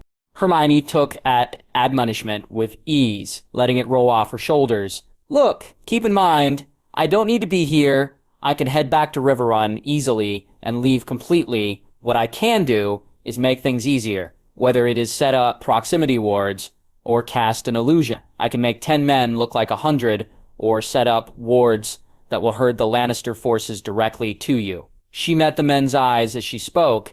Are you really going to turn away help when it is offered freely? Blackwood let out a muffled laugh, and Mallister sighed. Very well. Lady Hermione, what do you suggest? Hermione pointed her finger to where Mallister had suggested they ultimately meet the Lannister forces north on the Red Fork, but instead of northeast, southwest of Riverrun and across from Stonemill. Let's have the majority of the forces here, like Lord Mallister suggested. We'll set up a series of defenses along the way. Starting from Acorn Hall, the Lannister forces will need to pass near it to make their way towards us. It's a small keep, said Vance quietly, knowing that it was under his protection. An invading force would destroy it. We can make sure they pass it, soothed Hermione, looking directly at the man. I can apparate there in a series of small hops, or Torrin and a few others can ride down ahead with me. I can set up Muggle-repellent wards, and those will make everyone who goes near it think of something else they have to do. That's possible? Asked the surprised Mallister. Hermione nodded. Torrin's eyes narrowed. Is it something similar to what you set up at Riverrun? What's holding the Kingslayer in the room? Hermione winced. Kind of. I have Sir Jaime under a blood ward that used Robb's blood. Only Robb can enter or exit the room when he's in the castle, but I had to change it once he left, so that Sir Jaime could still be fed. I ended up using some of Robb's blood in a few medallions that he gave to his mother and Maester Vyman, as well as the guards who bring him his food. Only those with the medallions can go in and out. Hermione glanced around the room and realized that, for the most part, the men around her were looking like they understood what she said, but in all truth, it was probably like she was speaking High Valyrian to them. She sighed, casting her eyes on the Tully heir. He needed confidence and experience, so, Edmure, what do you think about positioning the men near Stonemill? The reason why Robb didn't continue further from Oxcross to Casterly Rock, despite it being ridiculously close, was because he wanted to scare Tywin Lannister, wanted him to know that he could get that close to his precious home, could stroll right up and take what he wanted at any time. He was the young wolf, the king in the north, and he could conquer, except he didn't want to conquer. So Robb moved the army north towards Ashermark in the mountains, overtaking the castle easily and taking the quarry as well as the gold mines. Wars were won with gold, as Tywin Lannister had taught Westeros. He turned his attention to the coast, the castles and keeps that were often at war with Theon's kin, the Greyjoys, as the Pike and Iron Islands just off the west coast. While he sent smaller forces to take Nuns Deep, Pendrick Hills, and what was left of Castamere, the majority of his force would turn their eyes to the Crag, which in turn would be facing toward the sea for the next attack, never expecting one from the land. He sat atop his horse, Grey Wind, now almost on par with the large equine, at his right. Behind him, on their own horses, were his great-uncle, his Kingsguard of Darren, Eddard, Dacey, and several other lords. They were as camouflaged as possible in the surrounding woods of the ruinous Crag, a holdfast that was more broken rock and rotted wood than Granger, but they held Goan Westerling captive since the same time of Kingslayer, and behind the large boulders that had, hundreds of years ago, rolled down the mountainside. They were hidden by the elongating shadows as the sun dipped into the far ocean, dusk falling quickly as the nights grew longer. They were not about to light any torches either, so Robb took advantage of the failing light to finish his correspondence. News from Riverrun is that Lady Catelyn has returned safely, read Olyvar Frey to the Quiet King and his men. However, Renly Baratheon is dead. There was some shifting as Robb turned in his saddle, the leather creaking as he did so, to look at his squire. How? Olyvar squinted in the dusk. Lady Catelyn doesn't write how your grace, other than she returned with a Lady Brienne of Tarth. Behind, Karstark snorted. Maggie glared hotly at him. Something to say, Karstark. Yeah, nothing, Lady Mormont, the burly man replied, smothering the mirth on his face. I don't think you would find anything untoward of women in armor. Perhaps Lady Brienne has kin within the she-bears of Bear Island. Don't you wish? Muttered Daisy under her breath. At her other side, in response, Eddard Karstark shifted his horse closer to Darren Hornwood. Robb stifled a sigh. Anything else? With Renly dead, Stannis will surely make for King's Landing next, after consolidating his power and taking some of Renly's men. Most likely, agreed Bolton quietly, just as Olyvar continued. Lord Umber and Lord Glover are both ready to attack Castamere and Pendrick Hill at dusk, and Lord Manderley and Lord Forrester are within a few hours' reach of Nuns Deep. Good, said Robb, feeling a mix of pleasure and anticipation begin to thrum through his veins as he turned his eyes back towards the glittering sea, just visible and peeking through a mix of foliage and turrets of the crag ahead of them. Oh, said Olyvar, as new writing appeared on the parchment just as the last remnants of the sun dipped into the ocean. When the young squire failed to say anything else, Robb turned again to face him, as did Bolton egging Karstark. The Freyghteen's face was pale with a tint of green, although that was hard to make out in the dark. Olyvar asked Robb, his stomach fluttering. The anticipation and pleasure he felt was leaching out into something else. The skinny squire's dark eyes were wide, enough so that Robb could see the whites as the sun began its descent into the ocean. Speak, boy, ordered Karstark roughly. My lord, stuttered Olyvar, his eyes moving to remain on the parchment, his tongue thick as he began to read. Mime Meister Weiman writes T, that ravens have C come from the W. White Harbor, Barrowtown, and the D. Dreadfort. W. Winterfell has been seized by Theon G. Greyjoy and an Ironborn army. Robb turned fully in his saddle, incredulity building as Olyvar spoke. His stomach roiled. What? Severus Roderick C. Cassell is dead. This cannot be true, muttered Robb, his heart pounding furiously in his chest, a sudden sweat breaking out along his spine despite an increasing chill. Why? Why would Theon? From just behind Olyvar, Karstark's face turned down into a deep scowl. Because the Greyjoys are treasonous whores. Robb turned back to Olyvar quickly, clenching tight on the reins until his knuckles turned white. At his side, Grey Wind began to shift. Robb's voice nearly cracked as he spoke. In desperation, my brothers? Olyvar looked back at the parchment. Nothing, your gaze. A blackfish spat on the ground to the side of his horse. Never trust a Greyjoy. I must go north at once, whispered Robb, eyes unseeing of the crag ahead, thinking only of Bran and Rickon. His body was shivering, and all the thoughts and plans he had for attacking the crag meant nothing if he was without his family, without a home.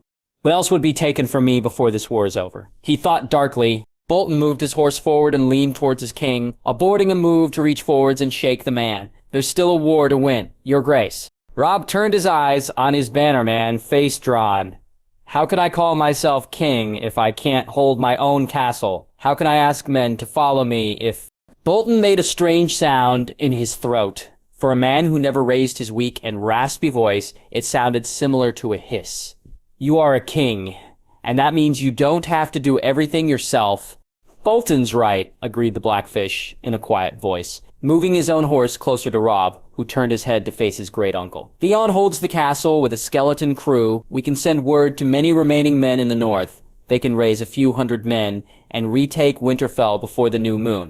Karstark nodded. We have the Lannisters on the run. If you march all the way back north now, you lose what you gained. He paused, and then said, we can return to Riverrun shortly after taking the crag, your grace. The Lady Hermione is there, and perhaps she can do something at her name. Robb felt his body sag. Hermione, yes, he thought, with a tiny nod. Perhaps she will have an idea of what to do. Who is still in the north? Asked Robb, his voice low, but gaining in confidence. Lady Barbie Dustin remains, said Karstark, just as Bolton said, and my son and his men at the Dreadfort. Robb slowly nodded. Tell your son and Lady Dustin that Bran and Rickon's safety is paramount. As for Theon, I want him brought to me alive. I want to look him in the eye and ask him why, and then I will take his head myself. He grit his teeth and turned back to the front, to the flickering torches that beckoned where the crag lay surrounded by crofters' huts and outlying buildings. As for the crag, we will take it, as well as Nuns Deep, Pendrick Hill, and Castamere tonight. And we will let not only Tywin Lannister know what the North is capable of, but we will send a message to Balon Greyjoy as well. Winter is coming, and it's coming for them. Grey Wind threw back his head and howled long and loudly through the still night. It was the signal they were waiting for. Robb, never one to lead from the rear, charged forward with his Kingsguard at his side and his trusted lords and lady, their horses' hooves kicking up dirt and stones as they rushed down the forested incline until they reached level ground. There was no warning from the castle. The men had thought with Robb's attack of Oxcross and Ashmark that he would turn his attention to Castamere or the Golden Tooth instead. As such, there were no sentries as they approached the small town outside the Crag's walls, while Mormont, Karstark, and Bolton men began a battering ram to open the doors to the Crag. Small John Umber and Walder Frey crept around the sides of the castle, closer to the north and south beaches, and began to scale the sides of the external walls. And then they were in the rotted wooden doors that led into the Crag, breaking and splintering through the force of the ram. For Robb, although it wasn't his first, nor would it be his last battle, he felt like he experienced it in snippets. His blood, already boiling from the thought of Theon's betrayal, meant his temper was barely in check. His heart pounded furiously in his chest, echoing loudly in his ears, to the point he barely heard the screams and shouts of those around him. At his side, Grey Wind leapt and attacked with a ferocity that Robb had never seen. His mouth salivated, and there was a strange, phantom taste of iron blood in his mouth. But he hadn't bit his tongue, cheek, or lip, nor had he been bashed in the face. The taste distracted him, and when 1 second he was on the back of his horse, the next the wind was knocked out of him, and he was on his knees, rolling to his feet in his armor on the dirt entrance to the Crag. Pushing past him were his soldiers, although he spotted Darren, bareheaded as he usually went, sliced past a Westerling guard in tan beige with a white trim tunic, who was aiming a bow and arrow at Robb. He in turn raised his sword to his friend in salute and threw himself forward. Meeting the first Westerling soldier, he hit him with harsh slash that cut through his neck. Robb didn't stop, anger at Theon manifesting itself in his attack. His mind was numb, and his feet moved without guidance. Just as his arm fell into a familiar pattern, slash, parry, thrust, parry, block, stab. Around him fell blood-stained bodies, just as the iron blood taste in his mouth grew as Grey Wind tasted more and more human flesh. A man in armor roared and raced towards Robb, who snarled in return and raised his broadsword with both arms, his fingers flexing on the hilt. He planted his foot and pushed forward, his sword ready to come down with a quick slash. Pain erupted in Robb's shoulder, and the force of something hitting him sent him skittering and landing heavily on his back, the air rushing out of him as his sword fell from his grip and clattered loudly in the dirt next to him. Black spots danced in his vision, and the roar in his ears, one he thought was the echo of his heart, grew louder. Somewhere distantly, Robb heard someone shout, "Your Grace!"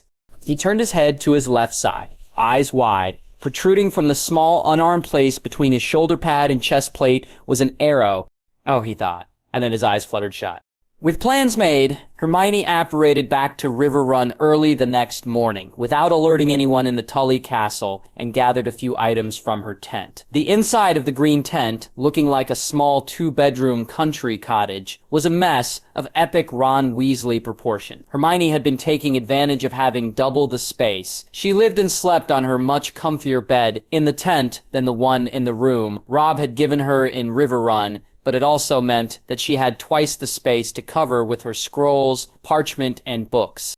Her living room in the tent had overflowed with her research, and was currently taking up the seating area in front of the fireplace in her Riverrun quarters. Robb had showed some foresight and kindness, as the room she was in was similar to her description of the Gryffindor common room back at Hogwarts, except the abundance of red in Gryffindor was muted to a trim color on gold with Tully blue. However, there was a large unused poster bed, several couches and armchairs, and a table with 4 wooden chairs around it by the fireplace, as well as many throw rugs under the majority of the furniture. But what she needed was in her tent, in the bedroom Harry and Ron had shared. Some of their clothes, including Harry's Quidditch jersey, was still left laying haphazardly across his cot. The room had the air of the Gryffindor boys' dorm room, musty old socks, sweat, and something else Hermione didn't like to think about. Quickly, she held her breath and made her way to the 4-tier dresser, pulling open the top drawer to yank out a wooden box. She clutched it to her chest, and then spun on her heel, the crack muted as she traveled from River Run to Stonemill in an instant.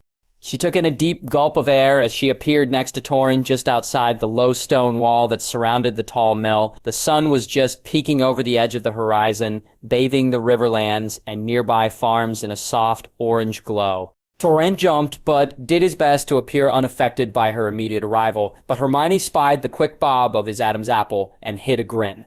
"All right?" she asked casually, striding forward and letting him fall into place behind her and to the right. They began moving between canvas tents set up by the Northern and Riverland soldiers who accompanied Edmure, skidding around open-flame fits and one portable smithy. "Just fine," the tall 20-something Karstark replied.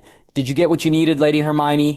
Hermione turned slightly and gestured at the wooden box in her arms. Torrhen sighed. "What's that gonna do, then?" "It'll help with warding larger properties," she answered, and then they were at the command tent. Edmure, looking queasy but determined to keep a solid face on, looked up from the map on their table and nodded at the two. Mallister and Blackwood were with him. He turned to his squire and ordered find Lord Bracken and Lord Vance and tell them to come to the command tent immediately. The team raced out and Hermione placed the wooden box on top of the map. Blackwood eyed it skeptically. "What's in it?" "Some salt, some potions," said Hermione evenly with a limp hand movement. "Chalk as well. I'm going to need to ward the entire property of Raventree Hall and Stone Hedge in order to ensure that you don't get any surprises." Blackwood closed his eyes in gratitude, despite being unsure of her abilities. "My thanks, Lady Hermione. When will you go?" "As soon as Lord Bracken is here," she answered. "It's best we ride out immediately to seeing distance to each location, and then I'll operate us over to complete the ward scheme." "Operate?" asked Lord Mallister. Torrhen and Edmure both made faces, but Edmure answered hesitantly, "She pops from one place to another." Both Blackwood and Mallister looked at Hermione, who smiled demurely back. The tent flap opened at that moment, though, stopping them from asking any further questions, and Lord Vance and Lord Bracken entered, along with Edmure's squire.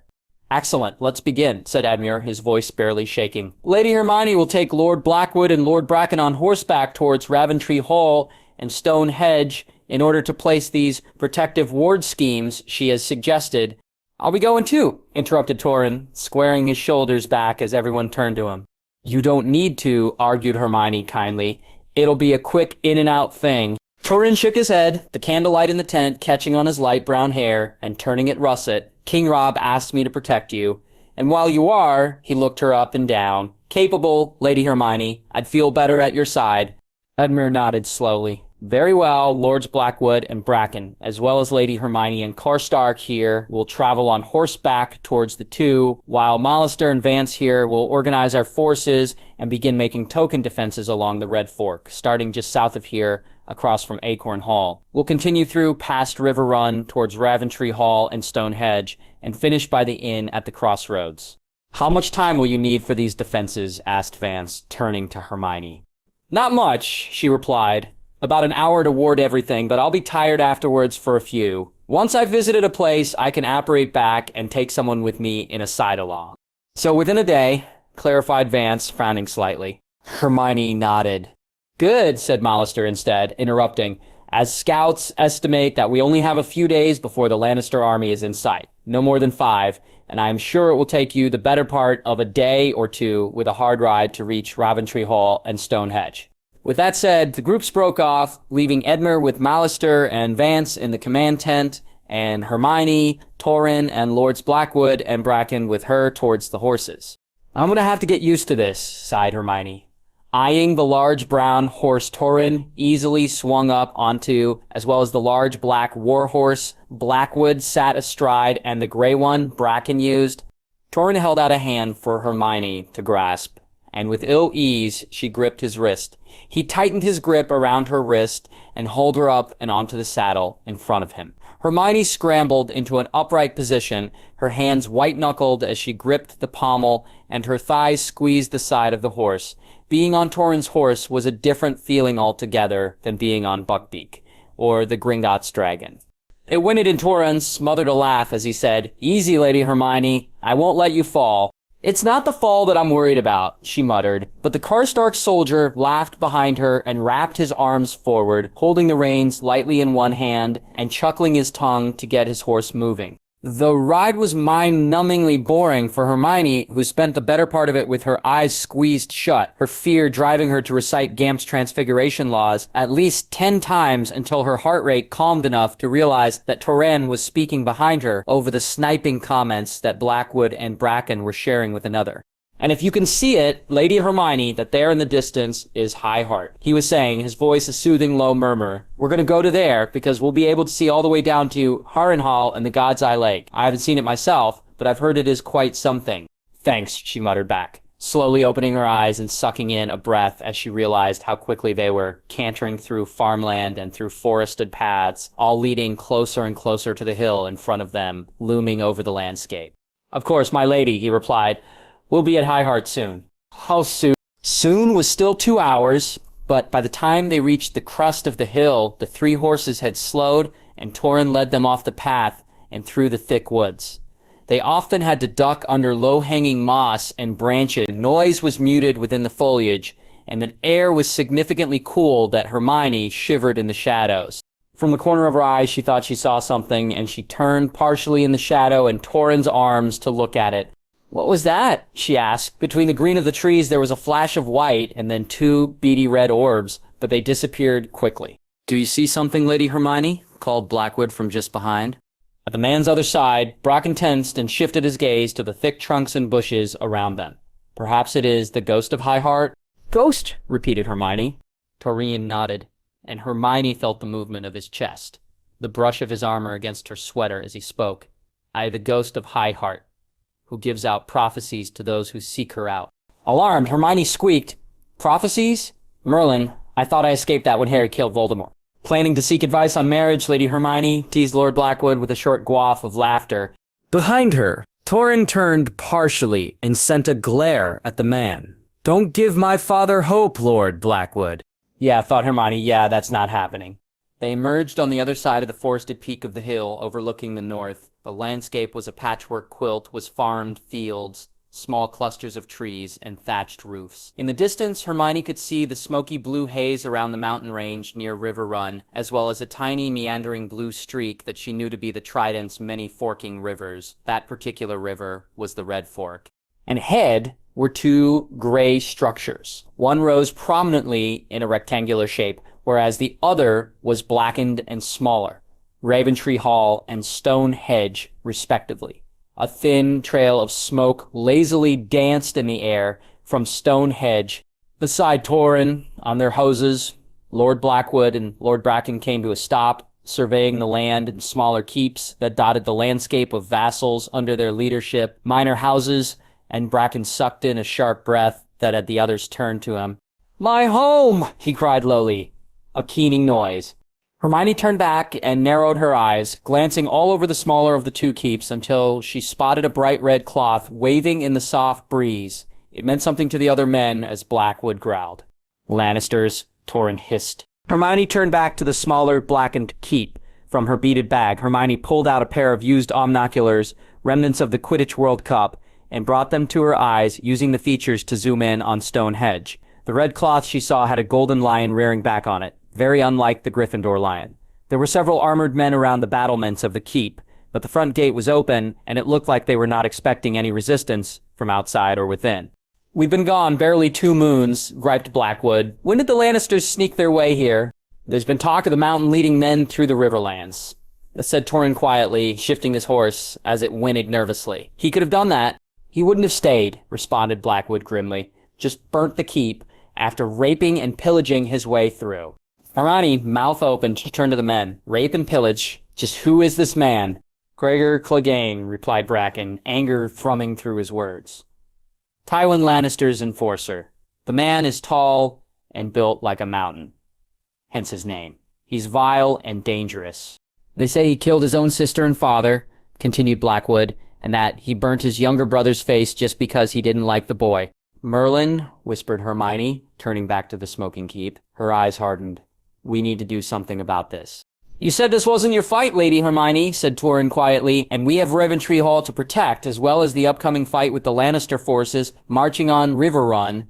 It won't take long. Hermione's mouth was pressed into a long, thin line. We can do Raventree Hall first. Anyway, she shook her head. If this Malcolm Clegane is at Stone Hedge, then he needs to be stopped. Better men and greater soldiers than little wood witches like you have tried. Lady Hermione, cautioned Blackwood, wrinkles deepening around his eyes as he faced the woman. Well, replied Hermione, her tone dark, they weren't me, were they? As per their original plan, they decided to ward Raventree Hall first. However, by horseback, it could have taken hours to reach the castle, so by wary agreement, Hermione was going to side along the soldiers one at a time, starting with Lord Blackwood. Hermione reached out and wrapped her arm around Blackwood's in a parody of the gesture Robb had extended to her when she first arrived at River Run. This is probably going to be unpleasant, warned Hermione. How on plea?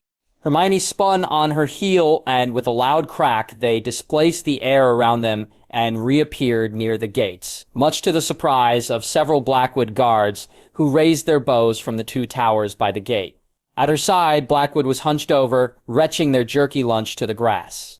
One of the guards recognized him, calling nervously, "Lord Blackwood? My lord? Are you well?" Blackwood held up a hand and coughed, and then straightened. He leveled a glare on Hermione, one that was rendered moot by the green tint to his scraggly face. Unpleasant, Lady Hermione, is an understatement. Hermione shrugged. I'm going to get the others. Can you explain to your men what I'm going to do so they don't pepper me with arrows? Blackwood nodded, and she disapparated again. Appearing back on High Heart, Bracken cursed loudly at her arrival, as it sent his horse skittering back into a bush. Torrin, you'd best come next, she suggested. And the Tolkar Stark guard merely nodded, his face grim. Instead of taking his arm, she took his hand and appeared at the gate of Raventree Hall, which now had several other Blackwood soldiers outside, along with Blackwood himself, who was explaining Hermione's plan. By the time she completed the trip with Lord Bracken, who did not vomit on arrival, much to Blackwood's ire, the Blackwood men were staring at Hermione in shocked awe. How long will this take? The Stone Hedge lord asked, irritably, as they stood within the inner courtyard. An hour or so, replied Hermione, already eyeing the far corners of the front of the hall. I just need to get at the cornerstones, and once that is done, a map of the castle and grounds. With Torrin trailing her, as well as Lord Blackwood and several curious guards, Hermione crouched in front of one gray stone at the corner between the far right wall by the gate and drew Eurus the rune for strength at the opposite corner, Algiz the rune for protection. At the other end of Raventree Hall, in the corners, she drew Owaz for longevity and Bricano for hidden things. At each chalky rune, she finished the drawing by tapping it with her wand and infusing it with her magic. Slightly dizzy, she took an offered cup of cider from Torrin, gulping the amber liquid down quickly. Once done, Blackwood offered her a map of Raventree Hall, and with a drop of his blood, Hermione traced a ward line along the property, finishing the muggle-repellent ward tied only to the man's bloodline. By the time Hermione had finished her work, the sun was high above Raventree Hall, and she had the grimy feeling of dried sweat along her hairline and down her spine. Her head was no longer spinning, a side effect of charging the runes to cover a large parcel of land due to magical exhaustion. She knew she was no magical powerhouse like Harry was, her strength lying in books and spellcraft, but she was no slouch either.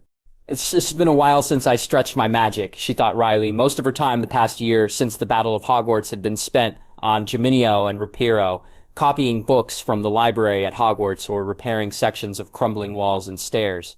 The group had migrated from the inner courtyard to Blackwood Solar, a light-infused office where prisms of color danced through the many floor-to-ceiling windows against whitewashed weirwood panels.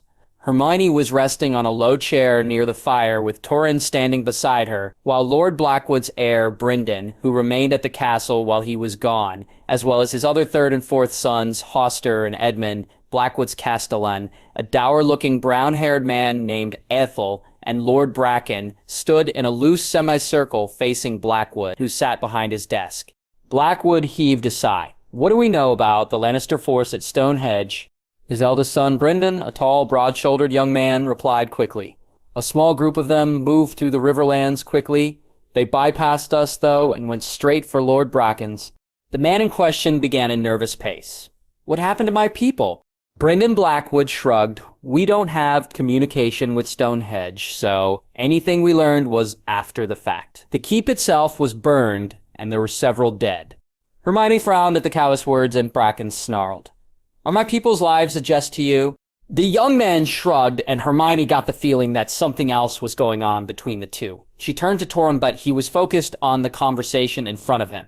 Scowls were passed between the Blackwoods and the Bracken until Hoster Blackwood, a gangly teen taller than even his father at 7 feet, spoke. He had bookish mannerisms from Hermione's perspective, and the cowlick at the back of his head endeared her to him. Past a certain point, all the dates grow hazy and confused, and the clarity of history becomes the fog of legend. His words cautioned his father and Lord Bracken and significantly cooled the tempers. "My apologies," said Brendan Blackwood stiffly, but sincerely. He struggled for a moment, visibly, but then said, "The mountain did come through. But it was some time ago. I do not believe that he attacked Stone Hedge, and that those Lannisters who remain are a small contingent." "What kind of numbers?" barked Lord Blackwood. "Less than 20, said Aethel the Castellan, but more than 10. They have been burning through the Stone Hedge provisions quickly and made some hesitant inquiries towards us recently." "We can't do a full-scale attack," sighed Brynden, "as they will see us coming." "Then what can we do?" asked Bracken angrily. "Use the back door." Everyone turned to Hermione. She met their eyes and continued, "We use the back door, and while I'm guessing you don't physically have a back door, I can make one. Into a storage larder or pantry, we can sneak in from behind. We'll leave a token resistance at the front, capturing their attention, and come from the rear in a pincer movement." Lord Blackwood and Lord Bracken were staring at her as well, Aethel, and Brynden had his mouth open. Hoster and Edmund both looked befuddled, like it was strange to hear her speak while Torrhen was smothering a grin. "That," sputtered Blackwood, "that works." Bracken composed himself first. Then, now, Hermione agreed. The sooner they left, the sooner they'd return to Edmure. And that battle, Blackwood turned to his Castellan and had him write Edmure, a note saying that we're delayed, and Brynden and Hoster gathered a handful of armed soldiers to join them as the front assault. For Hermione, she swallowed heavily. It would be the first time since the Battle of Hogwarts that she would be involved in a fight. "I just hope I don't let anyone down." Brynden led the front, charging towards Stone Hedge in a sea of blood red and black ravens trimmed with white for their sigil, while Bracken led Blackwood, Torrhen, Hermione, as well as 2 other Raventree hall guards behind the keep. There was a small village of wooden huts and some in stone around the keep, all closely packed together. There was a heaviness in the air, one Hermione recognized from her time leading up to the Battle of Hogwarts. In Hogsmeade, the village was quiet and still, with the townsfolk barely peeking out of their windows. It was the same here. "Behind here," whispered Bracken, pointing from their hidden spot between a blacksmith and a tanner at a portion of the Stone Hedge wall that led up to a large tower. "The base of this leads to the larder." Hermione stepped forward, just partially out of the alleyway, and flicked her wrist to slide her wand into her grasp. She then pointed at the wall, imagined a porthole, and said, "Evanesco." A portion of the stone wall of the keep vanished, leaving a small hole large enough for them to crawl through.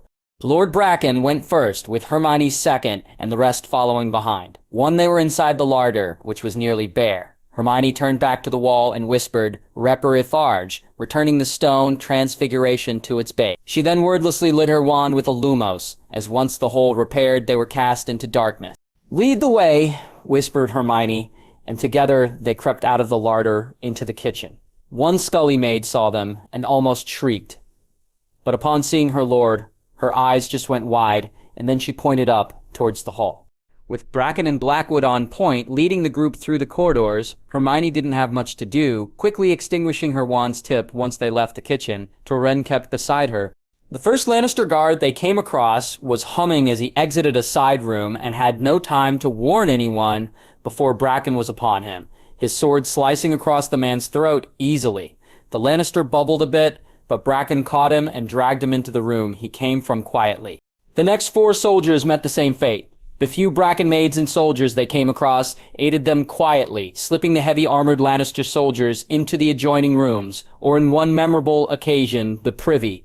The walls of the keep were scorched in places, and there was a sense of rot where Bracken soldiers had run around carrying buckets of water to douse flames, as many support beams and columns around them were blackened or a darker brown color, with bits of mold already growing on them. There were remnants of decorative horses galloping up and along the wood. Hermione and Torrhen eased around one such column, while opposite them, Blackwood and Bracken did so to another, and the 2 other Blackwood guards with them picked another. They were peering from the shadows into a dark, great hall.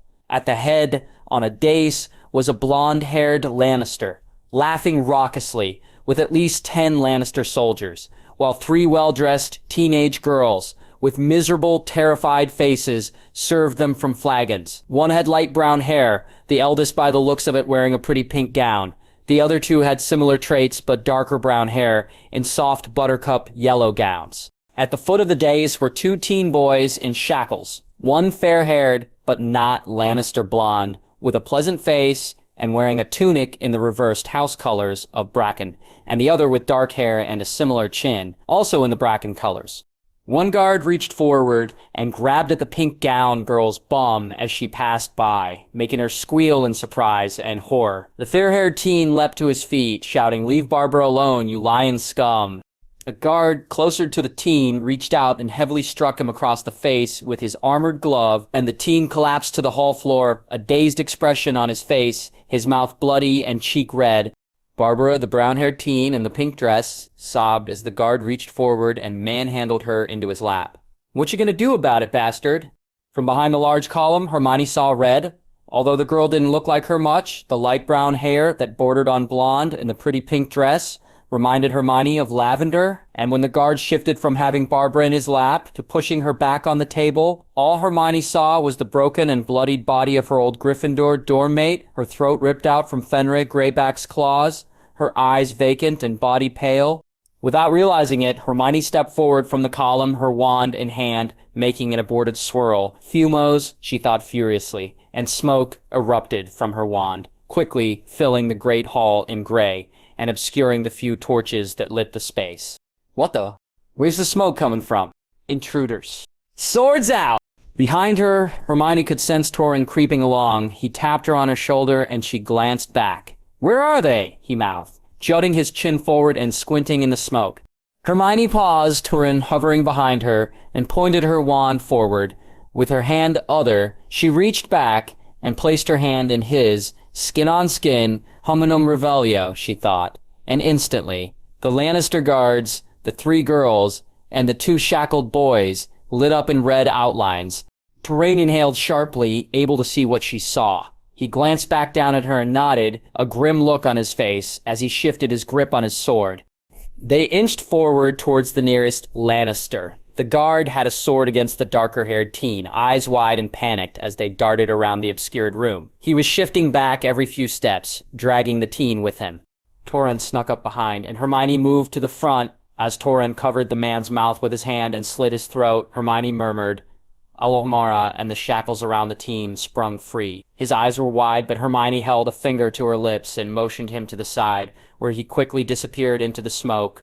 Meanwhile, noises from the other side of the table meant that Blackwood and Bracken had joined and were battling in the smoke with their guards, having now lost the element of surprise, directed a blast of wind from her wand to blow the smoke away.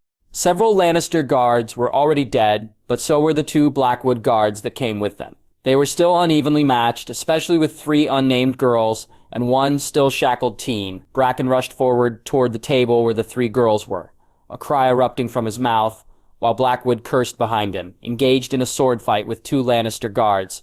Torrhen slashed at a nearby guard, engaging him, but Hermione surveyed the room coolly and picked her target, the handsy Lannister. He stood with the girl plastered against his front, using her a human shield. The girl's sisters were under the table crying loudly, but she was quiet, eyes wide and pale-faced, already at terms with her eventual death. "I don't think so," thought Hermione. She pointed her wand at the man, thought Expulso. And as the girl was wrenched from the Lannisters' hands, both of them sailing in two different directions, Hermione immediately cast the cushioning charm on the floor, where Barbara landed on her stomach with a soft whump. The Lannister guard, however, sailed through the air and hit one of the columns, snapping it in half. The heavy wooden beam then landed on top of him, and he lay unmoving.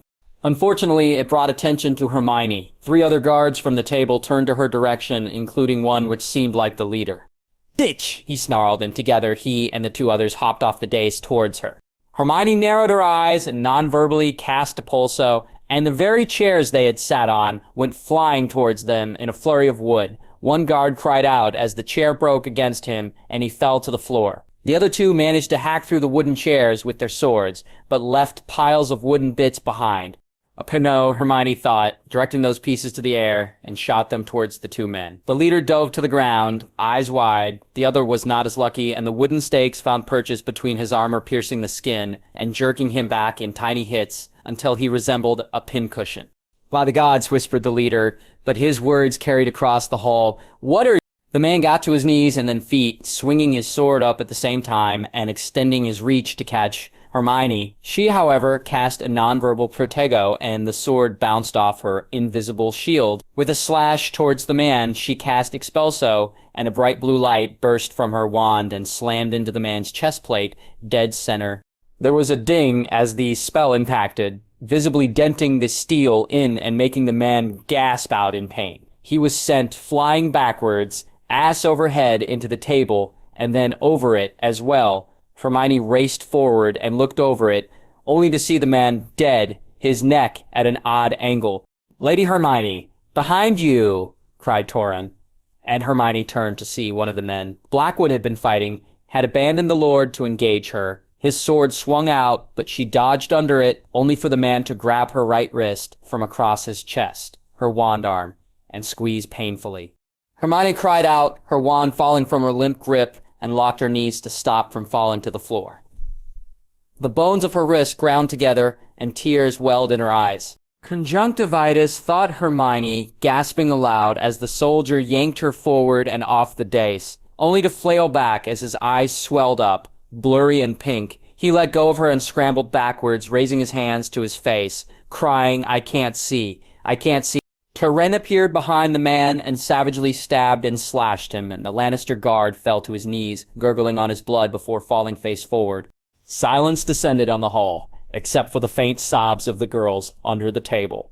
The other girl, Barbara, rose shakily from where she softly landed, eyes wide and mouth open as she took in the carnage in her home. Goodness, hoarsely called Bracken, dropping his sword with a loud clatter and inching towards the table. The two girls, hearing their names, burst out from underneath, racing towards the Lord, who swept them into his arms. My girls, my little girls. Are they dead? Asked the teen still in shackles.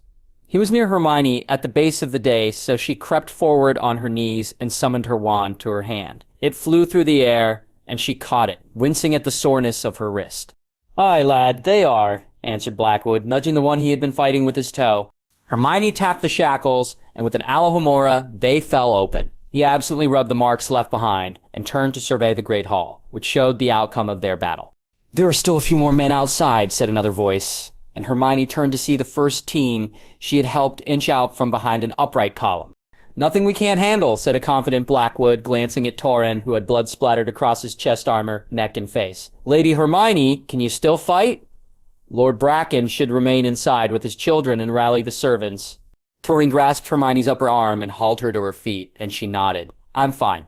Good, the other lord said, and then strode towards the end of the hall, Torrhen and Hermione quickly on his heels.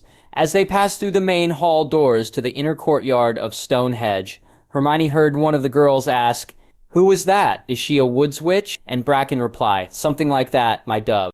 There was no rest, though. Blackwood burst into the courtyard with a loud roar, catching the attention of the 4 guards on the ground by the large wooden door that led out of the keep, also half-burnt and rotted. The 2 archers above the battlements, who had been engaged in speaking to Brendan and Hoster Blackwood outside the keep, whirled on their heels to stare down at the 3. Hermione, however, ran straight for the wooden gate, ignoring the 2 men on either side who raised their swords.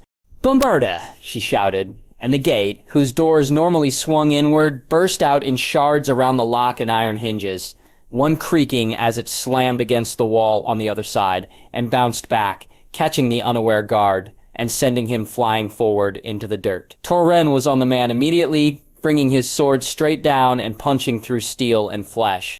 With the gate open, Brendan, Holster, and the Blackwood men with them on their horses raced in, their words flashing, and the guard at the gate was cut down. Blackwood himself was on top of the battlement, Brendan on his heels after hopping off his horse, and the 2 men at the top were easily defeated. In moments, it was over. Hermione flicked her aching wrist, and the wand slid back into her holster, leaving her hands free. She breathed heavily through her nose, her heart coming down from its gallop. She surveyed the courtyard. At the 6 dead bodies, shards of wood and blood splattered across the stone, and thought, It's over. This is over. We did it. Lady Hermione, said Torrhen quietly, coming up beside her. Hermione glanced up at him curiously. He gestured at her hand. Your wrist, milady. Are you badly hurt? Hermione looked down, spotting the bruises that were already forming a black ring around the delicate joint. I'll be fine, Torrhen. Nothing a little essence of Dittany can't cure. The older man looked skeptically at her, but nodded. If you say so, Lady Hermione. Lady Hermione, cried Blackwood, turning from where he stood with his sons. His face was bright and open, a grin stretching across his face. He looked beyond ecstatic for someone covered in blood and sweat. Your magic is quite impressive. I agree, added Lord Bracken as he stepped outside, the younger children all following him. The two youngest girls in particular kept close to his side. Without you, my son and nephew would be dead, and my daughters as well. I owe you more than I could ever repay. Hermione shook her head, making to reply, but Bracken cut her off as he stepped up to her, cupping her shoulders with his hands. Please, he said, his voice low and pained.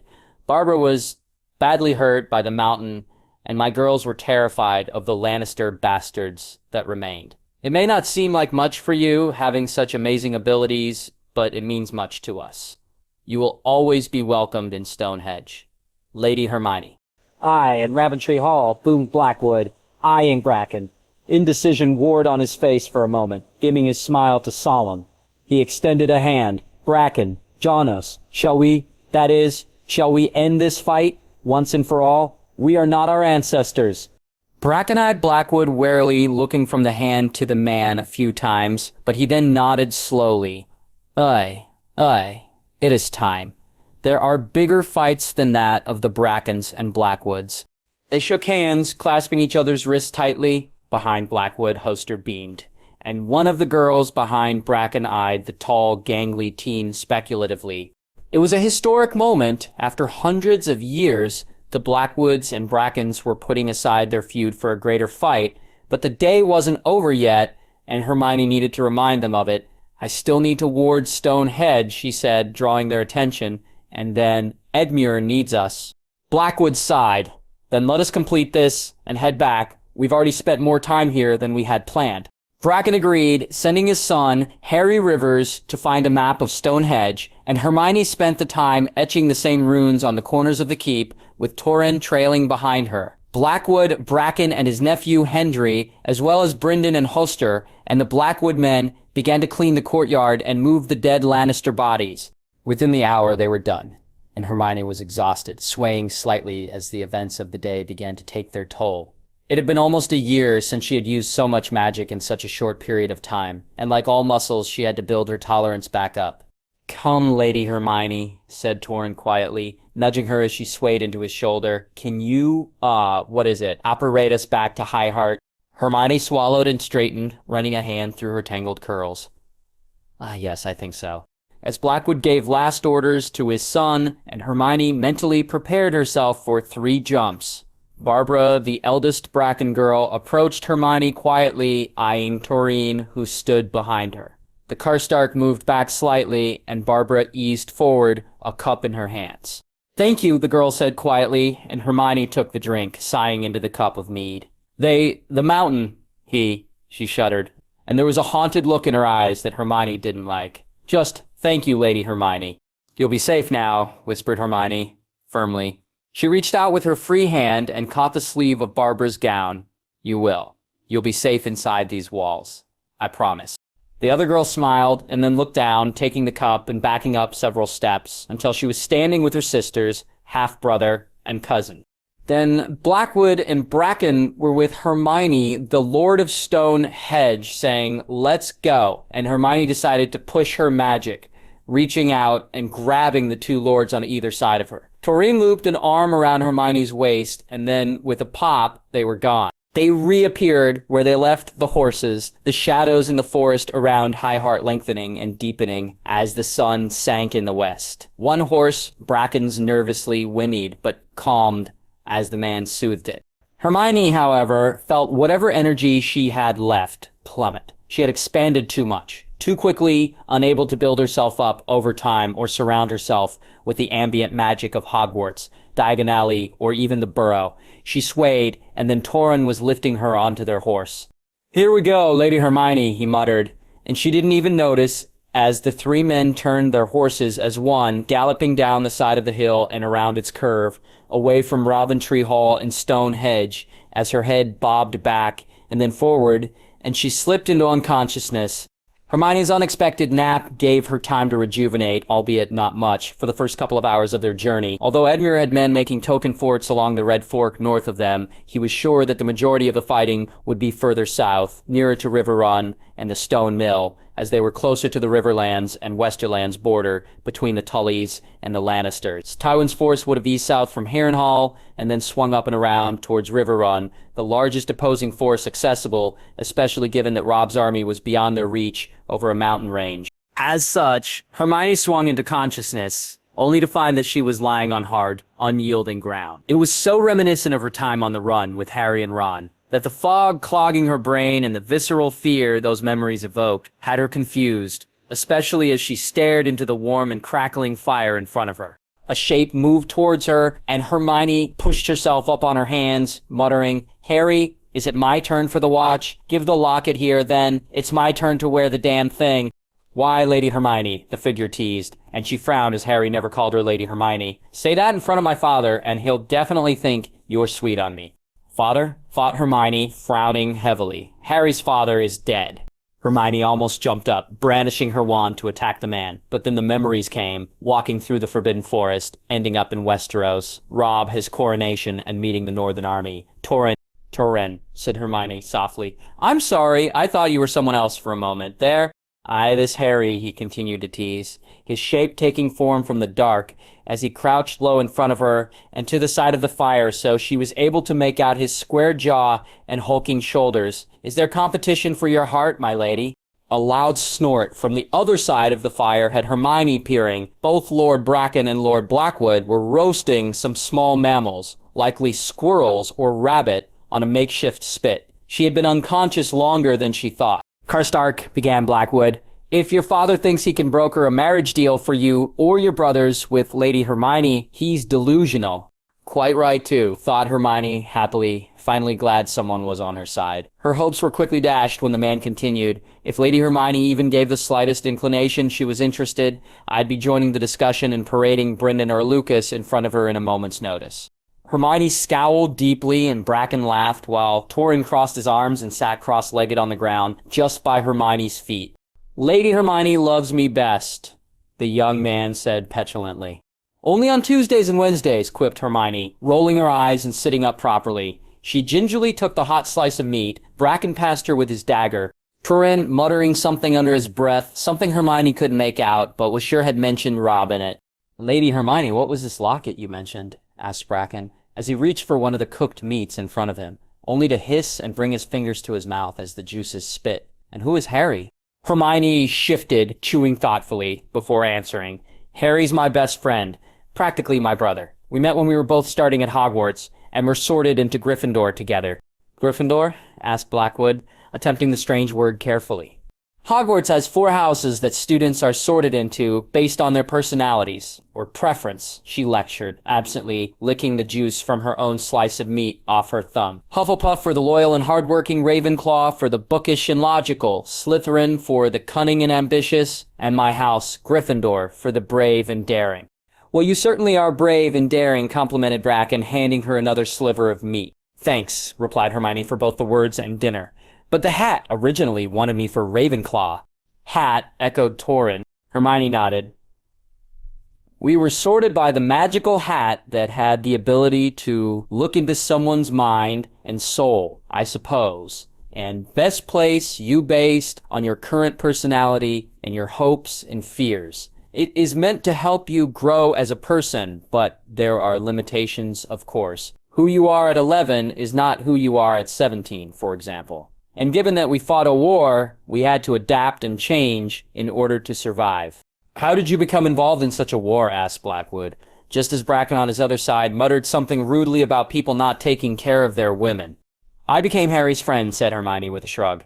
"His parents were murdered when he was won by a dark wizard, Voldemort, and when he tried to kill Harry, it didn't work. That made Harry enemy number 1, and by default, I became part of that. I was smart and loyal, and I helped Harry in tricky situations and was at his side for all his adventures." It didn't help that our war was based on blood. Blood?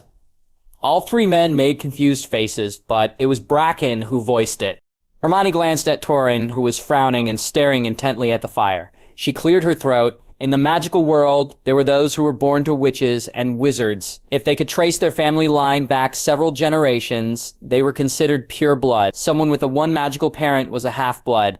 And then there was me, someone born to two people without magic. I'm a muggle-born, or, insultingly, a mudblood.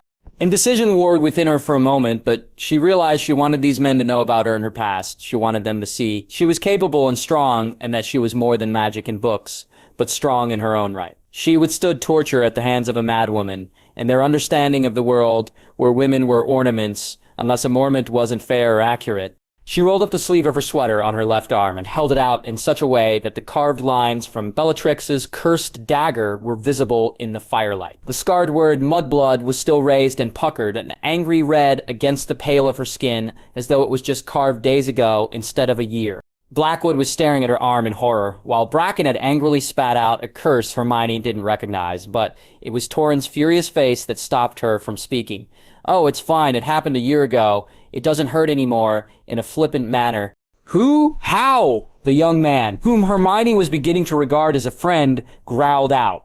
Hermione turned away from the men partially, curling her knees up and wrapping her arms around them in a loose hug as she stared into the flame. "We made a mistake.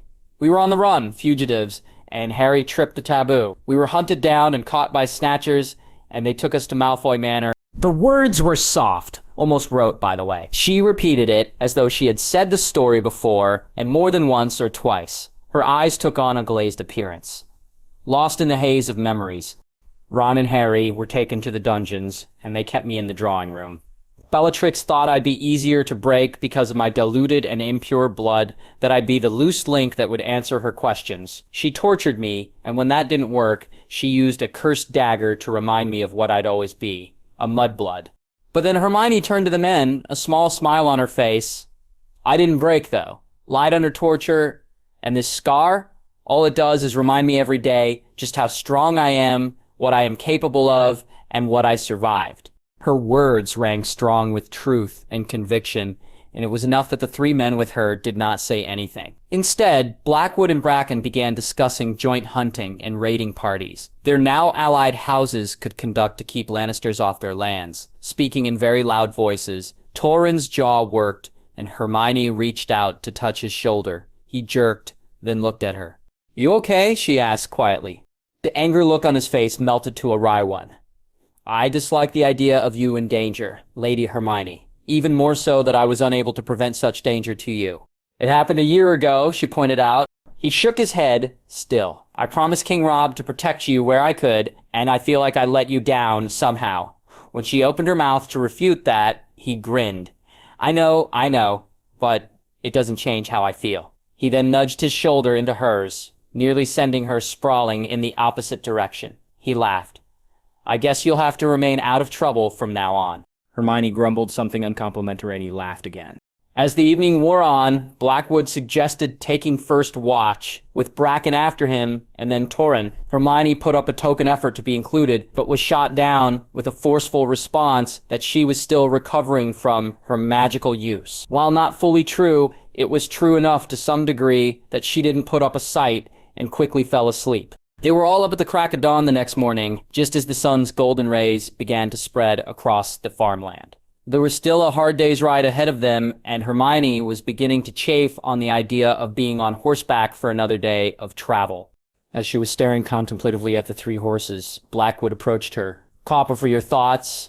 I was just wondering if I can stupefy the horses and we just side along back to Stonemill," sighed Hermione. "What is this, stupefy?" asked Blackwood curiously. "It knocked someone unconscious," called Torrhen from where he was finishing packing up his bedroll. "Right, Lady Hermione. It's what you used on the Kingslayer when..." He stopped and unconsciously ran a hand across his neck, thinking of his brother and the faint line that existed from the wound she healed. Hermione nodded. "That's it," she said, without calling attention to the near miss. Her friend had. "Will it harm the horses?" asked Bracken nervously. A fair point, given that the man's sigil was a horse. "Not at all." "And it'll save us time?" asked Blackwood, rubbing his rough beard close to the chin. Again, Hermione nodded. Well, I see no harm in it, concluded Bracken, casting his vote.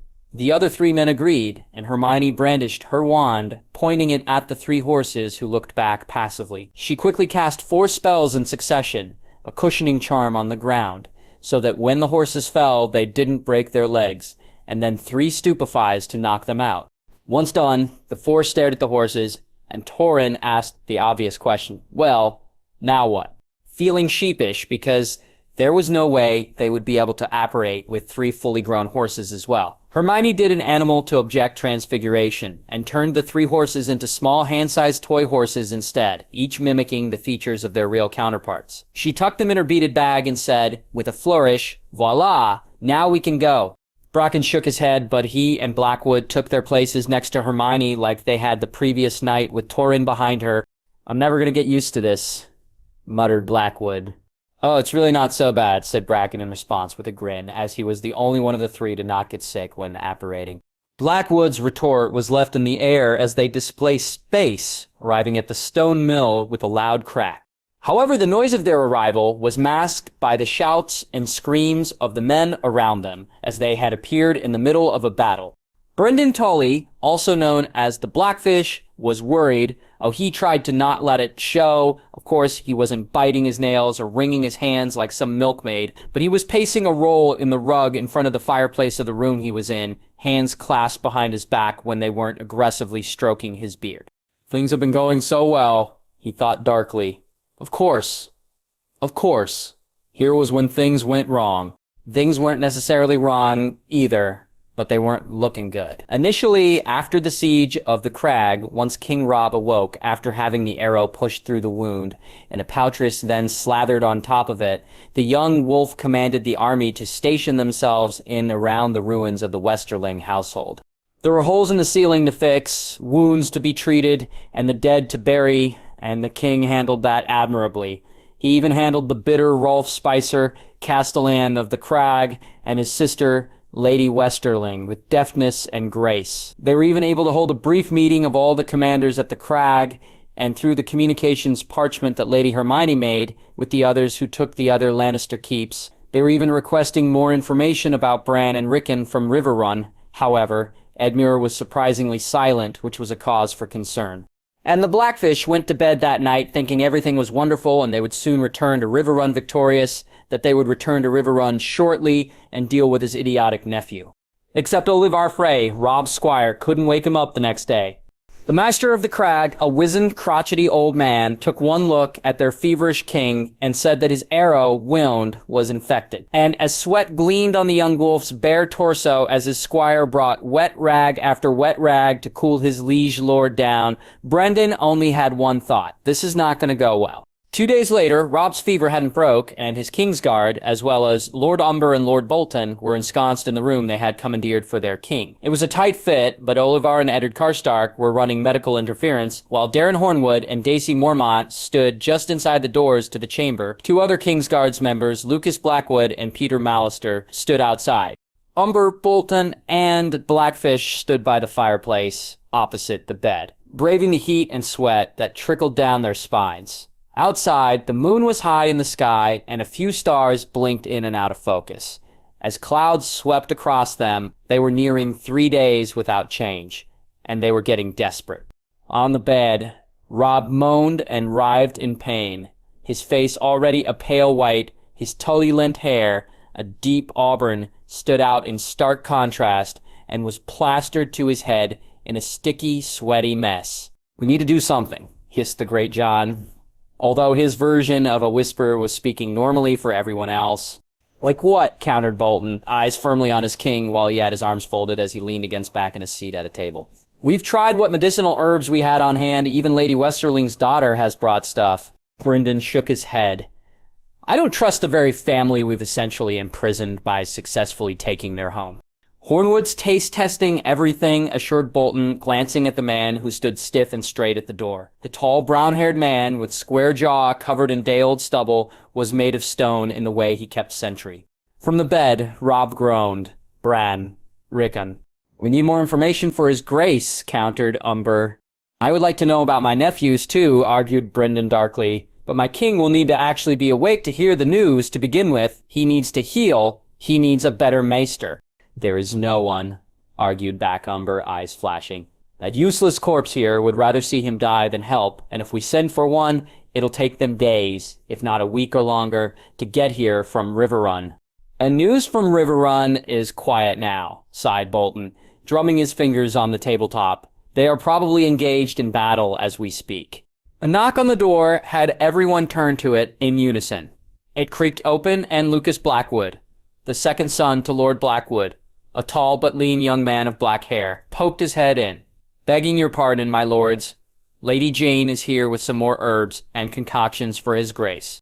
There was some grumbling, but Hornwood opened the door, and the small, timid girl slipped in, her eyes darting from one man to the next, nervously. She was a mousy but pretty thing, noted Brendan, skinny to the point of bony, but with thick brown hair that she kept tucked over one shoulder. She eased to the seat next to the king's bed, while Olivar Frey hovered like an anxious mother, eyeing each and every bottle she lifted from the tray she carried in. "What's that?" the squire asked, suspiciously, pointing to each one. Hornwood strode forward, and Lady Jane allowed drops of each to fall onto his tongue with the stopper she brought. After several minutes with no ill effects, the group in the room collectively relaxed. Only a bit, though. Lady Jane began first by probing the festering wound, causing pus to escape, and Robb to groan on the bed. Brendan grit his teeth and flexed his hand around the handle of his blade. She removed the dressings and then bathed the wound first, before putting a poultice mixture on top of it, then redressing. Bolton was watching her carefully, and his eyes slid from the young girl to his king when Robb seemed to settle a bit. Lady Jane curtsied to the men as she gathered her supplies and left as silently as she entered. Bolton's eyes narrowed after her. "What are you thinking?" rumbled Brendan, having been watching him. "I think," said Bolton softly, which was at his normal volume, but this time it carried gravitas, that we should send a message on the parchment to Lady Hermione. "Oh," asked Brendan with a scoff. "And what could Lady Hermione do that none of us can?" Umber sighed, noisily, and Bolton turned to Brendan with a cool look in his eyes. "She's a witch, Blackfish. I'm certain that she's more than capable of healing our king, given that she saved Eddard Karstark from bleeding out when the Kingslayer slashed his throat open." Brendan's mouth dropped open at the slight rebuke, his eyes darting to Darren Hornwood, who had been in the clearing during that battle, who nodded. The large Tully sighed, running his hands over his hair, but nodded reluctantly. "Fine, write her. And for the god's sake, I hope she's near that parchment and can come soon." Chaos. It was pure chaos. Torrin shouted something in Hermione's face, and then he shoved her behind him, bringing his sword up and deflecting a stray arrow. Blackwood and Bracken had already taken off, both in different directions, and were lost in the melee of bodies, in various armor, some shiny in steel, and others in the boiled leathers than the Northern Army preferred. The noise was loud, filled with shouts and screams, and the clang of steel hitting steel. Hermione crouched, hands over her ears, as she squeezed her eyes shut. This was nothing like the Battle of Hogwarts. This was something altogether different. The Battle of Hogwarts had been loud and chaotic, yes, but it was with the shout of spellfire and flashes of light that one had to duck under or avoid. They were racing up and down castle stairwells and hallways, or ducking into classrooms for a breather while Death Eaters paced up and down the corridors. Magical battles were often conducted standing still, side-faced and waving wands. Torrin in front of her was moving back and forth sideways, hacking and slashing at any opponents who chose to challenge him, sliding to face sideways one moment, and then bracing his shoulders forward the next for a downward slash. This sword was bright red. Minutes later, sweat already trickling down the side of his face and into the collar of his black leathers. He turned around and leaned down, hauling Hermione to her feet. He tucked her protectively close to his left side. "We need to get you to safety," he shouted, bringing his right arm up to block at a man in red bearing down at them. Hermione, eyes wide, watched as he stabbed the man through, yanking his sword out quickly, so quickly that blood splattered forward onto his leathers and neck, and some hit Hermione as well. Time seemed to slow. Hermione was only aware of the furious pounding of her own heart as she stared around her, watching her friend defend her as they began to retreat towards the stone mill, which stood as a beacon above all the fighting. The sigil of the Tullys, a trout flying proudly in a soft wind. Torrin cursed, and Hermione saw him scoop up someone's discarded shield, and he ran forward into an oncoming opponent, shoving the man back a few feet. His eyes were on his enemy, leaving Hermione standing shell-shocked on the muddy and bloody, uneven field. Someone was screaming, and Hermione turned to see a man coming towards her, eyes and mouth wide, his face already covered in blood and other matter. For a moment she just stood there, and then Reducto. the man went flying back, his armor taking the hit, but not without severe injury. The steel had punctured in, leaving a large gaping wound that had shattered and pulverized his chest cavity inward. Sound came rushing back to Hermione, and she spun, eyes seeking out Torren. He had abandoned the shield and was fighting sword to sword with the Lannister, but another two were moving towards him. Hermione brandished her wand, and focusing narrowing on the armor just above their chest plates, a spot she was familiar with due to Torren's own wound, she thought viciously, defindo, jabbing her wand in one man's direction first, and then the next. A flash of pale light erupted from her wand, and slashed thinly across their throats cleanly. They fell to the ground like puppets cut from their string. Torren, having defeated his opponent, turned on his boots to face Hermione, eyes wide and horrified, trying to find her in the crowd. "My lady!" He dodged under a flying sword and then punched another as he ran to her side. "We need to go." Hermione shook her head. "We need to help." "How?" Hermione turned, completely expecting her friend to watch her back in case any other soldiers came up to them. She surveyed the field, but her height wasn't conducive to seeing over towering knights and lords, especially once they were mixed with their enemies. Behind her, the Stonemill towered over everything. At the top was a small ledge, barely 2 feet, but it ran along the top dome. Hermione swallowed.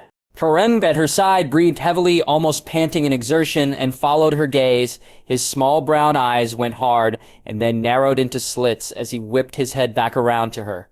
"No, Lady Hermione. I swear to the old gods if you—" But Hermione had no idea what he swore, as she disapparated with a pop, lost in the noise of the battle, and reappeared on that small ledge. Her weight overbalanced, and she shot a sticking charm to her feet, and then swung herself forward to hug the rough stones of the domed top of the mill. Once she was sure of herself, she undid the sticking charm and slowly twisted on the small ledge, looking over the landscape. Behind her, the wide and churning Red Fork rushed by. The mill itself stretched across the bank, using the kinetic motion of the water beneath to power the mill's blades. The river wound straight south and opposite north. Hermione could see the faint outline of river run on what she knew was the three-way break of the river. One to go south where they were now, one west, turning into the tumblestones towards the mountains, and another east from River Run, leading to the main mouth of the Trident. Facing south, the battle was spread over a large parcel of what was once farmland backed on gently rolling green hills, sparsely decorated with large fir and coniferous trees. Those tiny mini-forests were bracketed in by half walls of stone and wood, too densely packed for any other purpose than to serve as visual markers to break up the farming areas. Now, however, they were used to hide archers. Ahead, coming up from the south, Hermione could see the swarm of crimson and gold, large banners flying a proud lion in the distance on a hill that overlooked the battle opposite the river. On this side of the Red Fork, the land sloped down into plains, whereas on the other side, the land rose to form a natural steep bank. On that bank were several small wooden fortifications, tiny watchtowers on stilts, with Tully and Tully allied archers. It only took a moment to categorize it all, but Hermione could easily see that they were outnumbered. Severely outnumbered. "I need to do damage," she thought, but in the best place possible. She peered ahead towards that hill where several men sat on their horses, immovable figures overlooking the carnage below and framed by the flying lions. Instinctively, she knew that one of those men was Tywin Lannister. While she could apparate over, Hermione was unsure if that was the best direction at the moment. Her plan was still to return home, and announcing her abilities as a witch would put a target on her back. Even though many in Robb's army was aware of her status as a witch, few knew her capabilities or doubted what Eddard or Torrhen Karstark had accidentally blurted out. If she couldn't return home, her magical abilities were the only thing she had that gave her an advantage over others in this world. Also, what would she do with Tywin Lannister if she even knew which man it was? Stun him? And take him captive, and hold him at River Run? That would only encourage his bannermen to attack viciously, and with Robb's portion of the army elsewhere, Hermione wasn't sure even her wards could hold against such a dedicated force. No, she decided, eyes narrowed on a marching foot relief unit that was coming up along the river towards the main battle, which was beginning to thin out with the crimson and gold winning. That won't do. With a deep breath, as she still had not recovered fully from yesterday's warding of 2 keeps, the battle at Stone Hedge, nor the side-along she conducted, Hermione centered herself and pointed her wand at the bank of the river, eyes closed as she concentrated. She visualized what she wanted her spell to do, as that was half the way magic worked, on intent, and murmured her spell, Glacier. From the tip of her wand, a blue light quickly burst in a flurry of snowflakes as the air around her from above instantly plummeted. After all, warm air rose, but cold air fell rapidly to the earth. The strong breeze raced across the battlefield, and almost immediately Hermione saw the results as the men still fighting began to shiver, and their breath misted in front of them. Those lying still on the ground soon were covered with frost. There was confusion on the ground as the southern lords were unable to understand what happened, while the northern army and some Riverlands men were able to shake off the cold far quicker and take advantage of their enemy's pause. A gust of wind then hit the Red Fork, and instantly the water began to freeze over. Once it solidified to what Hermione needed, she then cut the spell. Bombarda Maxima, she shouted, clutching the side of the mill as she jabbed at the frozen river in the distance, watching the ice crack and then break into a multiple of 100 little sharp pieces. Alpanuno. The tiny shards of ice rose in the air, and with a flick of Hermione's wand for direction, she sent them towards the Lannister relief soldiers. Still confused at the sudden drop in temperature, they had no time to notice the icicles, but they certainly heard the cries of pain as they punctured through flesh and in between the armor, riddling the men with the shards. From her vantage point, Hermione watched, slightly sickened at the destruction she caused with her spells as the entire unit fell to the ground and those closest to the river turned it red with their blood. However, without the relief and in conjunction with the cold air, the battle turned in the favor of the Tullys and their men, and they quickly overwhelmed those who remained. As the line progressed closer and closer to the hill, the Lannister leaders were, one man simply turned his horse and left. That was the sign for the others, and they too followed the first man on horseback. And then a horn was blown and call went out. Immediately, those closest to the hill, the rear of the Lannister force, began to straggle backwards. And then soon, the entire force, whatever was left of it, began a retreat. They moved quickly, and from her spot, Hermione saw them begin their march southeast towards the hills. She let out a silent sigh of relief and apparated down to the field below, focusing on Torrhen. Usually she wasn't able to blind apparate to a person, but she was familiar enough with Torrhen now that she could find him easily, and popped into existence next to him as he was walking the battlefield angrily, taking his emotions out on crimson and gold soldiers who remained behind, too injured to move or near death. He swore loudly when she appeared, jumping and blinding, sending his sword flying, making Hermione duck low. Torrhen! Merlin! The tall man grimaced, his forehead wrinkled. Then horror settled on his face as he realized what he had nearly done. Lady Hermione, he yelped. Hi, she replied wryly. He glared at her and then ushered her back in the direction she came from, towards the stone mill and where Edmure's command tents were set up. You, my lady, are going to Lord Edmure and staying in the tent and not moving. Hermione wisely did not argue, allowing the taller man to maneuver her around bloody bodies and churned ground until they reached the command tent, flying the Tully banner of a trout. Edmure was already inside, covered in dirt, grime, and blood, but had a beaming smile on his face as Lord Blackwood, Mallister, and Bracken all congratulated him on sending Tywin's forces back south. I saw that the mountain was here, Lord Blackwood was saying as Hermione and Torrhen entered. What became of him? Peppered with arrows like a hedgehog, crowed Edmure happily. We held the west bank of the river, and he lost more than 2/3 of his men, attempting to cross the mill. Coming across our reserves hidden away with Lady Hermione's magic, and I faced him to a standstill until the retreat was sounded. Well, I doubt it was a standstill, interjected Mallister with infinite kindness and patience, but you did well enough against a man that normally would crush anyone else. Hermione sidled up in the space that Bracken made for her at the table.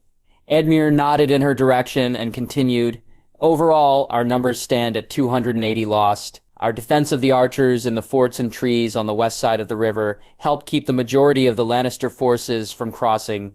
The same happened near River Run where Lord Vance had command, reported Bracken, reading from their communication parchment.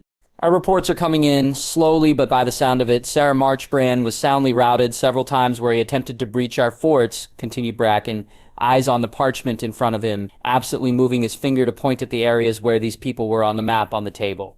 Sarah Crackle is now a captive of ours and currently being treated for his injuries, while we have confirmation that Lord Leo Lefford and Robert Brax are both dead. There was one point here where I was worried, admitted Edmure, running a hand over his auburn hair, glancing at Hermione. But when that northern gust of wind came, well, I agreed Blackwood happily, also looking at Hermione. It seems our Winter Witch is living up to her name.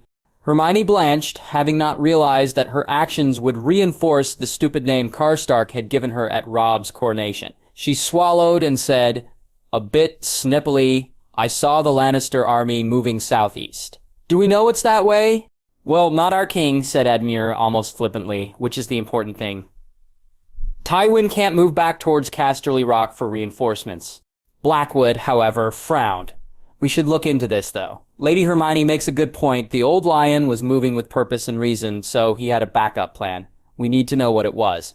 All fell silent as they contemplated how they were going to manage that. A problem for another day, finally said Edmure slowly.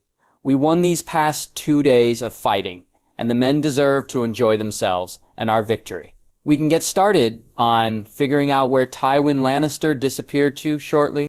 There were some grumbles, but Edmure ordered Bracken and Vance to make his way back to River Run to regroup, leaving only token forces behind in case of Lannister retaliation. And both Blackwood and Bracken offered their homes of Raventree Hall and Stone Hedge as home bases. Well, if that's all you need, began Hermione, brushing her palms on her jeans absently, then I have 3 horses to transfigure back and wake. Torrhen laughed at Edmure's confused look, and Bracken and Blackwood shared a smile. Bracken turned back to the parchment, his stylus dipped in ink as he wrote the orders on Edmure's behalf. However, as he wrote, other words formed on the parchment, swirling, and then Bracken's face, as he read, morphed into horror. What? What is it? Demanded Edmure, seeing it. Is it River Run? Father? What? Blackwood reached out and grabbed the man's shoulder. Jono, speak. The Lord's eyes turned to Hermione. Of all the people in the tent, it's King Robb. He's taken an arrow and the wound is festering. Horror spread through Hermione's veins. As they turned to ice, she felt dizzy, and Bracken's next words seemed to come from a far distance. That is the Blackfish, the Kingsguard. They're asking for Lady Hermione's help. Immediately, the tent pin pricked to a tiny point in her vision. Hermione took a moment to glance at Torrhen, who looked as wretched as her, but he gave her the tiniest of nods. With the loudest crack yet, Hermione blind-paraded to Robb, in a place she had never been before, hoping she wouldn't splint herself. Hang on, Robb, she thought. I'm coming.